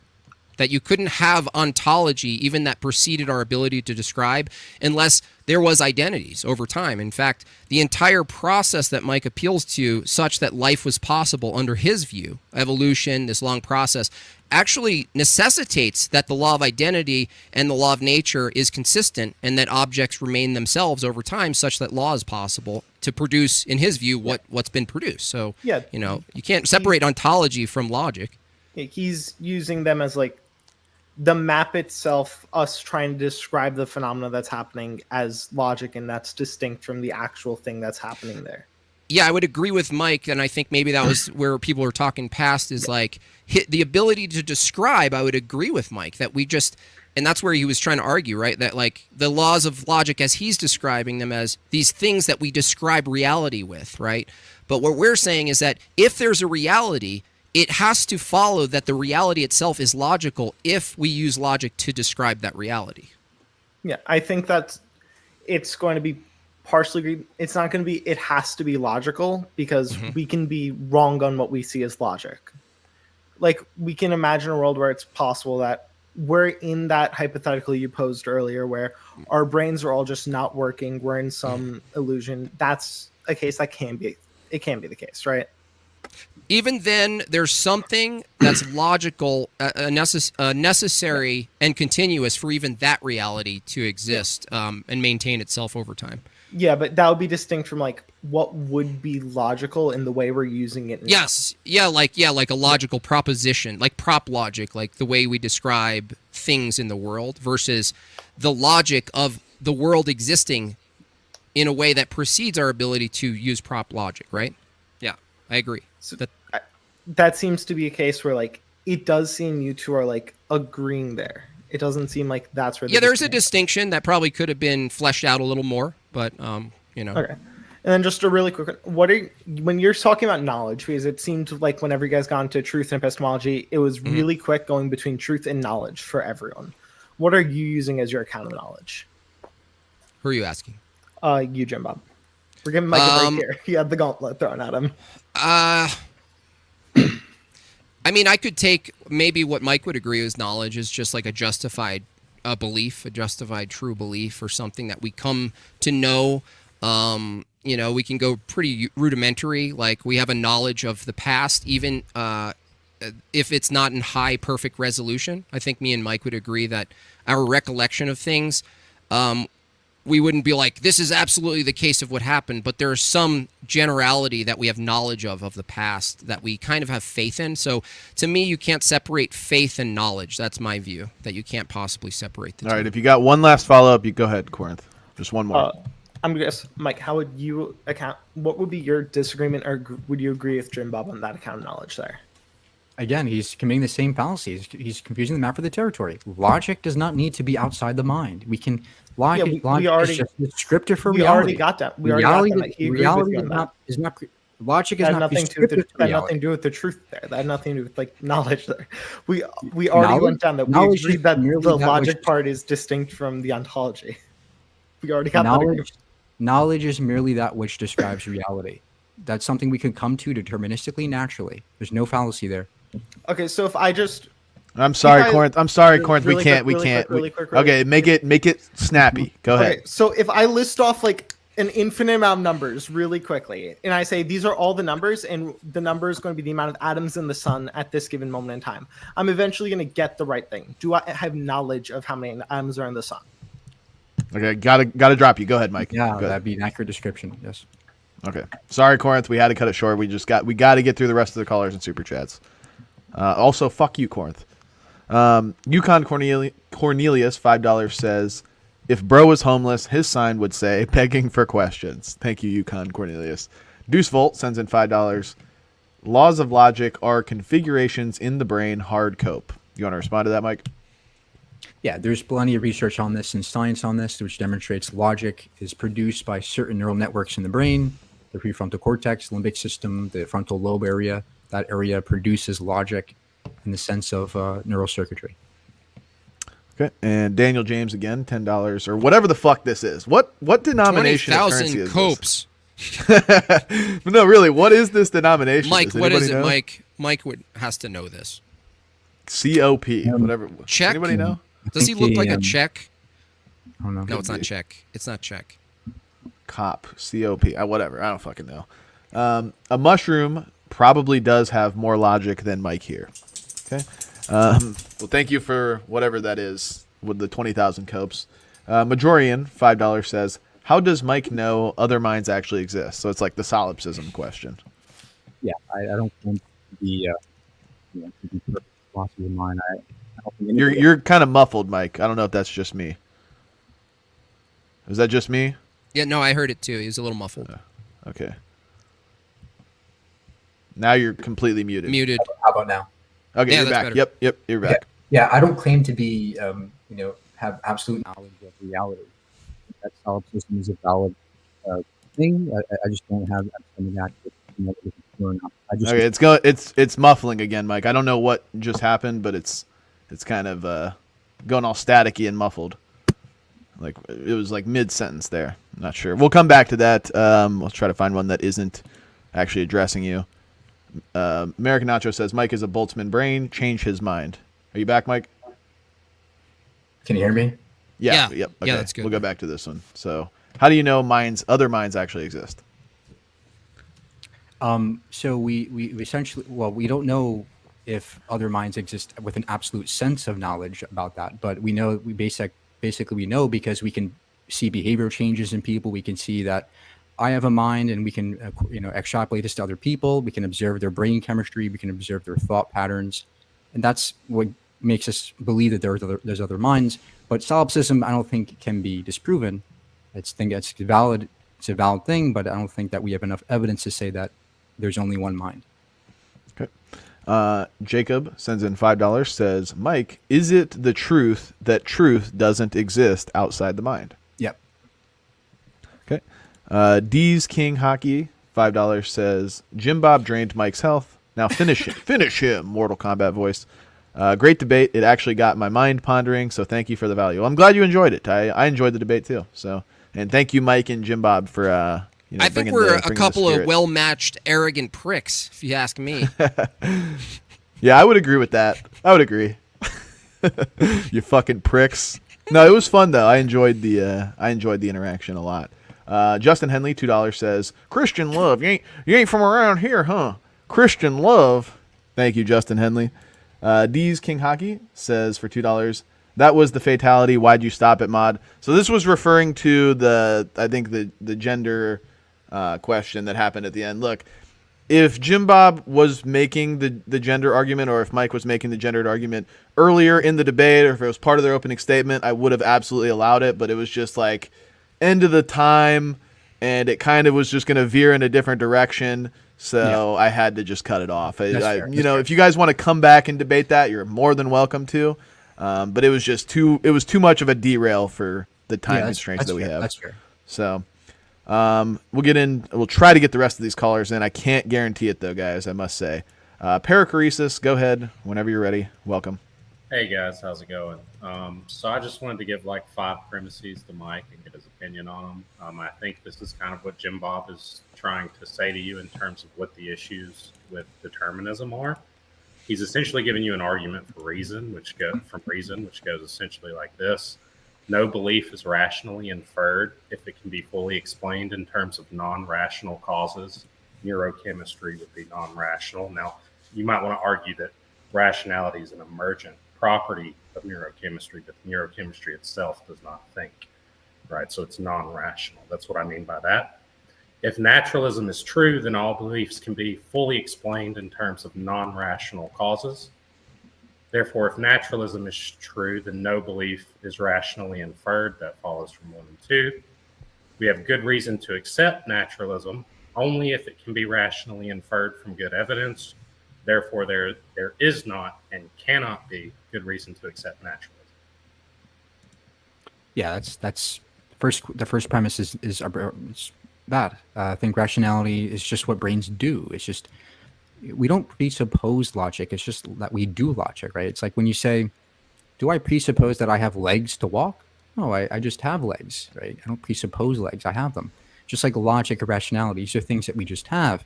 And you can use it in certain ways. And the ways you use it is what's relevant here in this discussion. But absolutely, I think that logic is just a neurochemical process in the brain. And it's all it is. So your entire argument collapses when that first premise gets refuted. Well, you're trying to refute the first premise. So let me restate it for you, because I don't think you actually addressed it. It says no belief is rationally inferred if it can be fully explained in terms of non-rational causes. Now, the reason I'm saying that is because reasoning requires insight into logical relations. That's like a process of reasoning. P, therefore Q, is rational only if you, Mike, the reasoner, sees that Q follows from the proposition P and accepts it on that basis. Thus, reasoning is trustworthy or valid only if it involves a special kind of causality that involves rational insight. And so if you have non-rational causes, right, that belief is non-rationally. Like if I drop a no, because those non-rational causes can yield a rational process in the form of a specific configuration of neurocircuitry. That's what logic is. That's what rationality is. But at that point, you're saying that the reason. Hey, make this your last point, Perry. Make this your last point. We got to move on. Making logical statements. That is a product of my brain producing these things. And just because there's deterministic things that yield this process doesn't mean that I can't come to truth. I don't see the problem here. All right, make it your last point, Perry. Yeah, I think I'm just going to leave it at that. I'll just, I think I've said what I need to say, and JimBob can say anything on it if he wants to. But, okay. No, I don't need any more on that. Thank you for the call in, Perichoresis. Appreciate it very much. We're going to try to knock out these. There's still a bunch of super chats to get through. There's only a couple callers left. I'll try to just rapid fire everything here. Where are we at? GU $5 says, JimBob advised Mike to not be a pussy. Seconds later, Mike throws both hands up beside his face and sticks his neck out just like a pussy would. Weird. Majorian $5 says, how does Mike know this isn't all a dream? You want to answer that, Mike? I don't. You're right. This could all be a dream, but there's still truth about this dream we're in, right? This is a matrix. There's still truth that we can come to logically. It doesn't matter the ontology of the universe. We still can come to truth about it. Okay. Unconventional Man $2 says the guy who believes men can become women. I don't actually know what that's referring to. $10 says, or $10 from I'm on them Broward County Tic Tacs says, Mike, you say the laws of logic are descriptive. How do you describe anything without presupposing the law of identity? Well, we do. Again, we don't necessarily presuppose the law of identity. The law of identity is just a certain circuitry in the brain that we do, that our brains just do, right? That's just how my brain functions. And I don't need to presuppose that. I just do it. That's how we observe reality. That's how we think about reality. If you want to interact, you can, JimBob, but make it quick. I was going to say, I kind of looked at what you just said and the way we described the universe before. Your position was that, well, the laws of thought and the descriptions are irrelevant to that universe. The laws of logic aren't really in operation there. However, if we turn your brain now into that universe, right, instead, that the operations of the brain themselves, if it precedes your ability to describe what's happening in the brain, then you'd have to say that that system is actually also logical and rational, like you just said. So if a functioning brain has to come to be before it spits out this thing you call the laws of thought, such that we can describe the brain activity in a rational way, that means you actually have to argue that the brain itself appeals and abides by the laws of thought before we can fully describe the laws of thought. No. Yeah. So no. Okay. Again, okay. Logic is just what our brains do. It's how it functions, and we come to truth about logic by pattern recognition. Recognizing. Hey, JimBob, let him answer, and we got to move on. Good. Yeah, we just recognize certain patterns are more valid than others based on how we verified them to be true. JimBob, I'm sorry. We got to move on. I know you want to respond, but we can't. L2A $5 says, fact of the matter is, Mike does not believe in objective truth. If murder was my preference, then that's okay in Mike's view. You want to respond to that, Mike? It's not. I don't prefer murder, so no. Just because you prefer it doesn't mean I prefer it. That's nonsense. Just because morality is subjective doesn't mean I have to hold to your standard. This is the entire issue with Christian ethics. It's self just subjective. Okay. American Nacho $2 says, do we get another sip from the empty water bottle? I don't know what that is. Your water bottle empty there, Mike? Yeah, I'm trying to squeeze anything I can. Okay, we'll try to wrap this up here in the next, hopefully 5 minutes, but we'll try not to go too far over. OG John Smith $10 says, how do you know that the minds you're appealing to for the majority of your worldview aren't flawed? Have you independently verified every one of their claims, or do you just presuppose them? That's for you, Mike. And the minds that are appealing to majority of your view aren't flawed. Yeah, we verify them. I don't know why people don't understand what verification means, right? It means doing an analysis on what things more accurately describe reality. That is something we do all the time. That's what science is all about. I was asking what the threshold I don't have to verify everybody's claims to come to So what's the threshold? So what's the threshold then? A number, let's say. What do you mean a number? A number of brains that you kind of like, talk with, and you go, I'm going to verify through this collection of brains. What is there a number where you suddenly go, okay, I'm going to go with the truth. This is the truth now. No, there's no number. The point is that if we come to logic that most accurately describes a reality in a sufficient enough a way, sufficient enough way, that is truth. That is truth. Okay. King Pilled sends in $5, says, dude refuses to abandon a single line of questioning for the entire debate, and then tut-tuts about JimBob not answering any other questions. Okay, thank you, King Build, for the $5 super chat. Majorian $5 says, who verifies the verifying minds? How does Mike escape the infinite regress problem? Yeah, there's no infinite regress problem here, right? Again, if I make a statement about reality, you only need one person to verify that, right? If I'm saying that, I mean, sure, you can add other minds to perhaps make it a stronger proposition, but if I go outside and I see a car, right, I don't need another person to know that I saw a car, right? That's just something that I observe. And if I'm skeptical about it, or somebody else is skeptical about it, well, they can do further interrogation. But point is that certain claims that we make can be verified very easily, more easily than others. All right, if I can't, I don't know if there's I don't know what happens inside of a black hole. I can't verify that. Right, but certain claims are easily verifiable. Some are not. Okay. Next one here, Column Rock says for $5, how do we come to confirm the truth statement? I'm thinking of a red wagging. Yeah, we can take a look at the brain chemistry. We can take a look at the brain, through fMRI. We have AI systems now that can actually take a look at your brain and produce images from your thoughts. And this is something we're already doing. So it's possible to do so. Okay. Patrick Nyman, $5 says, for Mike, how can you verify claims about the external world if your mind is confined by the determined interaction of electrons? Because that determined interaction of neurocircuitry produces that pattern recognition, produces that language, that linguistic model that we call logic, right? That's how we do logic. It's produced by the brain. And verification means using other patterns, using other minds, using other observational data, and coming up with the most consistent language that describes reality the best. That is the most accurate descriptive statement that describes reality the best. That's how we come to truth. Like, if you want to get technical here, that's what happens. Okay. Smoking Patriot sends in $2, says absolutely nothing. You know what, guys? Great support tonight. Appreciate all the super chats, but you know what there wasn't enough of? There wasn't enough blank super chats. We had to do too much reading tonight. So thank you, Smoking Patriot. You won the best super chat of the night. The only one that was blank thus far, at least. Thank you very much, Smoking Patriot. King Pilled, $2 says, why was Mike determined to get BTFO'd tonight? Thank you, King Pilled. Blind Guy Tries, $2 says, I was determined to send this and say JimBob won. Appreciate that, Blind Guy Tries. American Nacho, $5 says, imagine getting bodied by someone who lives in a country that doesn't exist. I mean, it is true that Australia doesn't exist. Yeah, that's true. I mean, it is true.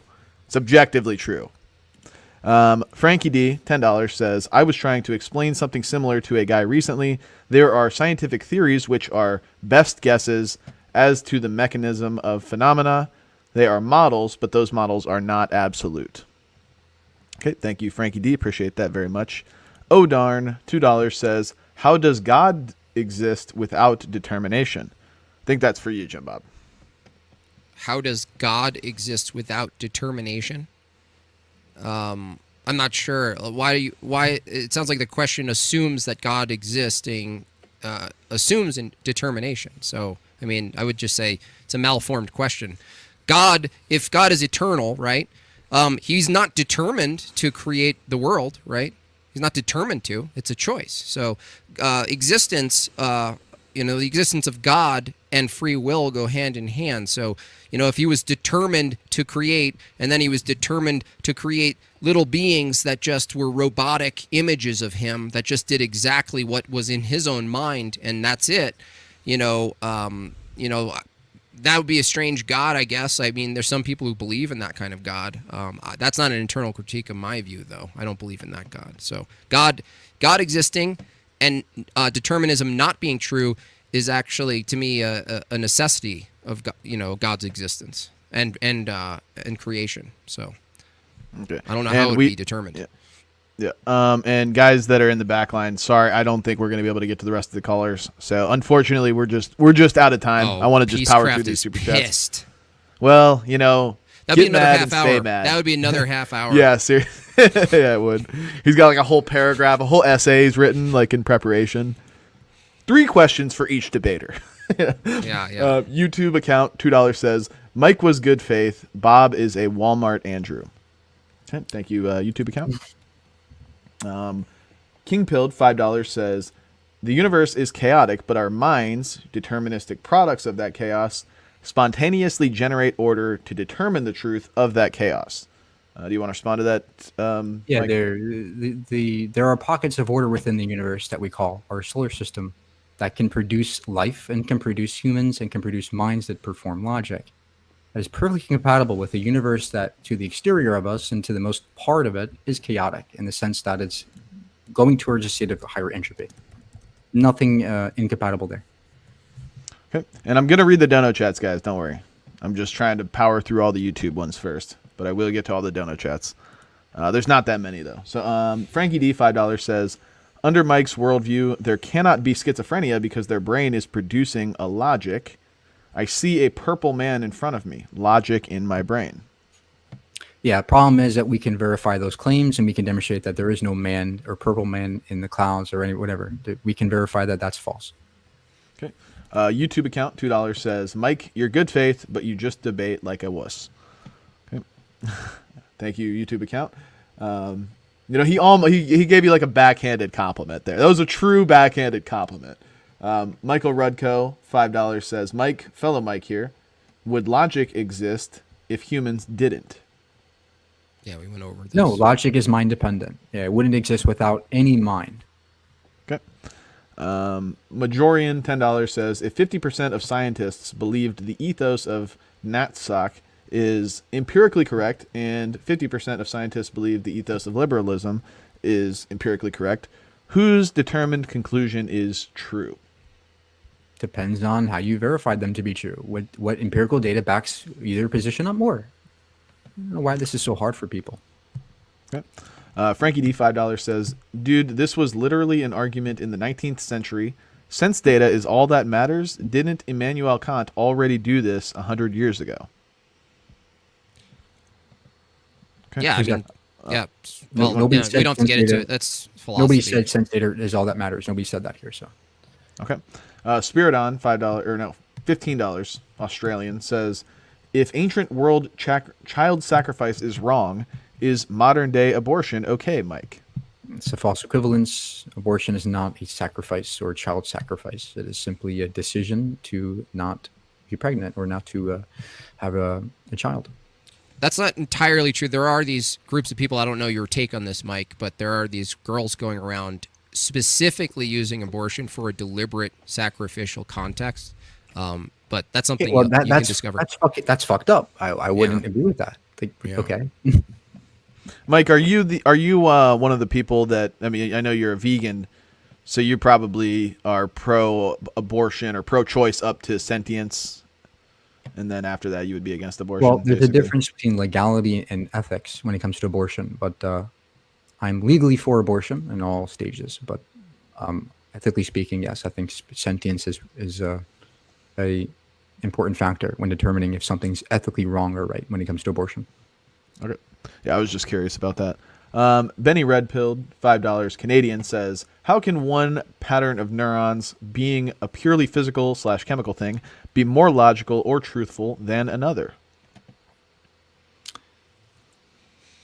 So, patterns of neurons being a purely chemical thing, being more logical, truthful. Yeah, again, it all depends on how you verify those patterns. Are those patterns more accurate than other patterns? It's a comparative analysis. And whatever pattern is the most accurate that describes reality, that is the truth. Okay. And Kenneth G for $5 says, Merry Christmas, be kind, pay it forward when you can, safe travels. Appreciate it very much, Kenneth G. Merry Christmas to you and your family as well. And safe travels to all of you that may be traveling this weekend for the holidays. Mr. E says for $5, to Mike, how would you feel if you didn't eat breakfast this morning? Hungry. See that? Yeah, you can tell, guys. There's a distinction in debaters. Mike does understand hypotheticals. So this is a funny question we pose to people. Someone rejected a hypothetical. Yeah. This hypothetical. When they can't engage with hypotheticals, we ask them, "How would you feel if you didn't eat breakfast?" And then their brain explodes, and it's like, "Yeah, okay, you don't you don't know how hypotheticals work." It's kind of funny, but Mike succeeded. He passed the test. So L Mystery in chat. Everyone spam it. L Mystery. Damn. Wicked Wally says $5. I'd rather spend time explaining paint jokes to all of you, but that doesn't happen easily. You still owe like horrific. 15 more. You owe like horrible. 15 more of those, Wally. Then that one sucked. That one did suck. Bad. Yeah, terrible. Spiridon, $15 Australian says language and maths are ambiguous and are used to describe the universe, but the laws of the universe are real. Okay. And there's not that many left, guys. I'm going to try to power through these. JRGK, $5 says, if we can barely figure out the math to the universe, couldn't a higher being be what wrote the equations? Well, there's mathematical anti-realism. The math isn't a real thing. It's just a product of the brain. Just like logic. But that brings it an interesting point, because we were saying, well, logic is mind dependent, and then you said, well, if all the minds were gone, even if reality existed, logic as we're describing it wouldn't. But let's say we agreed and said, yeah, logic is mind dependent, and if you got rid of all the human beings, we could still say if God existed, you would accept that as a mind, right? If he existed. I'm not asking you to concede. I'm just saying, if God existed, would that count as a mind that these laws of logic would be dependent on? Yeah, that's just question begging that there's fine. There's an ontology separate from the mind to math. I don't agree with that. Right. Okay. Frankie D, $10. Appreciate all the support tonight, Frankie D. Thank you very much. Says Magnifico. That was great, JimBob. The universe would have to be logical in order for the map to match the terrain.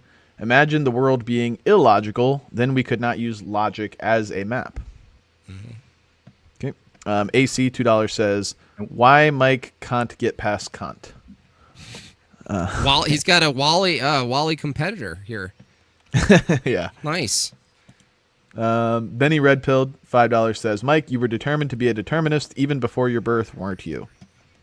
Sure, but the problem is that people assume that there's only that's the only possibility. Of course, there's other influences that could possibly change my trajectory, and that's how we come to truth, right? Be influenced by other data, outside external data. Okay. And Big Man membership chat says, I highly doubt you live life knowing that you can't know anything for sure. Okay. I do. George. Well, some claims can be more certain about others than others, but yes. Okay. George Washington Barfer says for $5, Mike, do you think the truth you accept gives you good or better results than those who don't accept your deterministic worldview? Depends on the context. What do you mean by good or better, right? It all depends on the context. If you're talking about the truth value, yes, there is objectively a better way of coming to truth by observing things in reality or by describing things in reality that most accurately describe things. That's all. That's what better truth is. Okay. King Pilled, $2. Wait. Oh, shit. Am I here? I think I'm lagging. Yeah, no. We hear you. We hear you. Oh, okay. My screen was lagging for a second. King Pilled sends in $2, says, Mike, what distinguishes logic from language? They're the same, just like math. All languages. Okay. Deuce Volt, $5 says, Mike has inhaled so much scientism copium. Thank you, Deuce Volt. Appreciate it. SOL, $10 says, why would I believe brains that are the product of chaos can verify anything about reality? Why assume that a reality that is more likely chaotic than not is able to understand it at all? Yeah, the first premise is wrong. I never said that we are necessarily products of chaos. Of course, I agree that there's pockets of order that we exist in, and that's where we come from. That's what we are. We are in this pocket of order we call a solar system. Okay. Todd Sullivan sends in $5 super sticker, the second best super chat of the night. The blank ones that I don't actually have to read. Appreciate it, Todd Sullivan. And I didn't forget you, Smoking Patriot. You guys are the MVP super chatters of the night. Unconventional Man, $2 says, This is an unconventional chat. Morality is not subjective, nor is God needed. So he's going at both of you there. Well, yeah, I mean, there are many positions about this. There are more realists that are atheists. I know some. I agree that God is not needed, but I could also agree that morality could be objective if there's some possible physical grounding in that, but I don't see it. What do you think about that, JimBob? I think that when you say morality is subjective, you're just saying that there's no real thing. That's just something we're referring to regarding our preferences. And to be consistent, you'd have to say, like, I ate this chicken at work at the restaurant, and it was really morally good because I preferred it. It all falls apart. Now, the second one, nor God is needed, that would require another argument. Just stating it wouldn't suffice. Certainly not for $2. But okay. Grazy 174 $5 says, if an atheist naturalist universe existed, how would it then be true that a rock cannot be a rock or can be not a rock? Logic is a basic feature of anything that exists. No, logic is not something that exists beyond the mind. Again, I keep making this point. Logic is only products of the brain and how we describe things linguistically. That's all. Okay.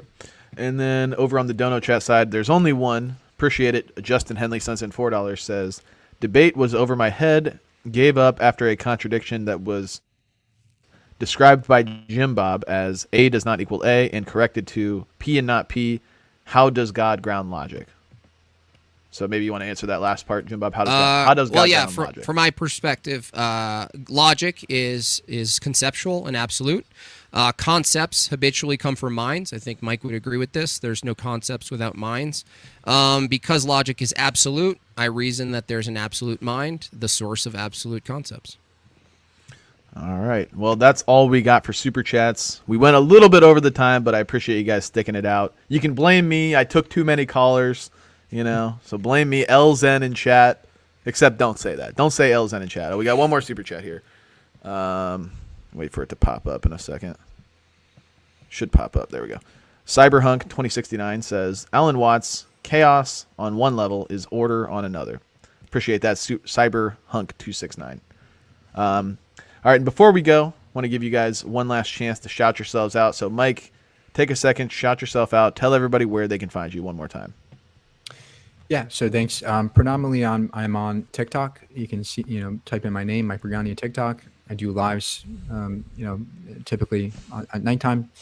YouTube as well. Please subscribe to me on YouTube. Just type in my name as well, and you can find me on YouTube. I try to upload every day. All right, and JimBob, shout yourself out. Tell everybody where they can find you. All right. Well, first, thanks to Zen, and thanks, Mike. It's not personal. I'm this much of an asshole to everybody. So I appreciate you jumping on. I also think you're going to do pretty well on YouTube. You do a lot of engagement with people. I actually recommend you engage with the live stream and engage with people the way you do on TikTok. I think you're going to do pretty good. You can find me at madebyjimbob.com, Made by JimBob on YouTube and Instagram. I have a recent book that for people of the Crucible in the chat, 20% off. I'm a cartoonist, and there you go. You can get that at the website, and that's it for me. All right. Appreciate you guys coming out. Appreciate everybody who sent in support, sent in your super chats. Huge support from you guys tonight. Very spirited debate, very fun, a lot of engagement. I hope you guys appreciated my moderation. It was tough at times, but I think I handled it pretty well. So thank you guys again for coming out. Fun night. So from all of us here at the Crucible to all of you in Crucible land, have a wonderful night.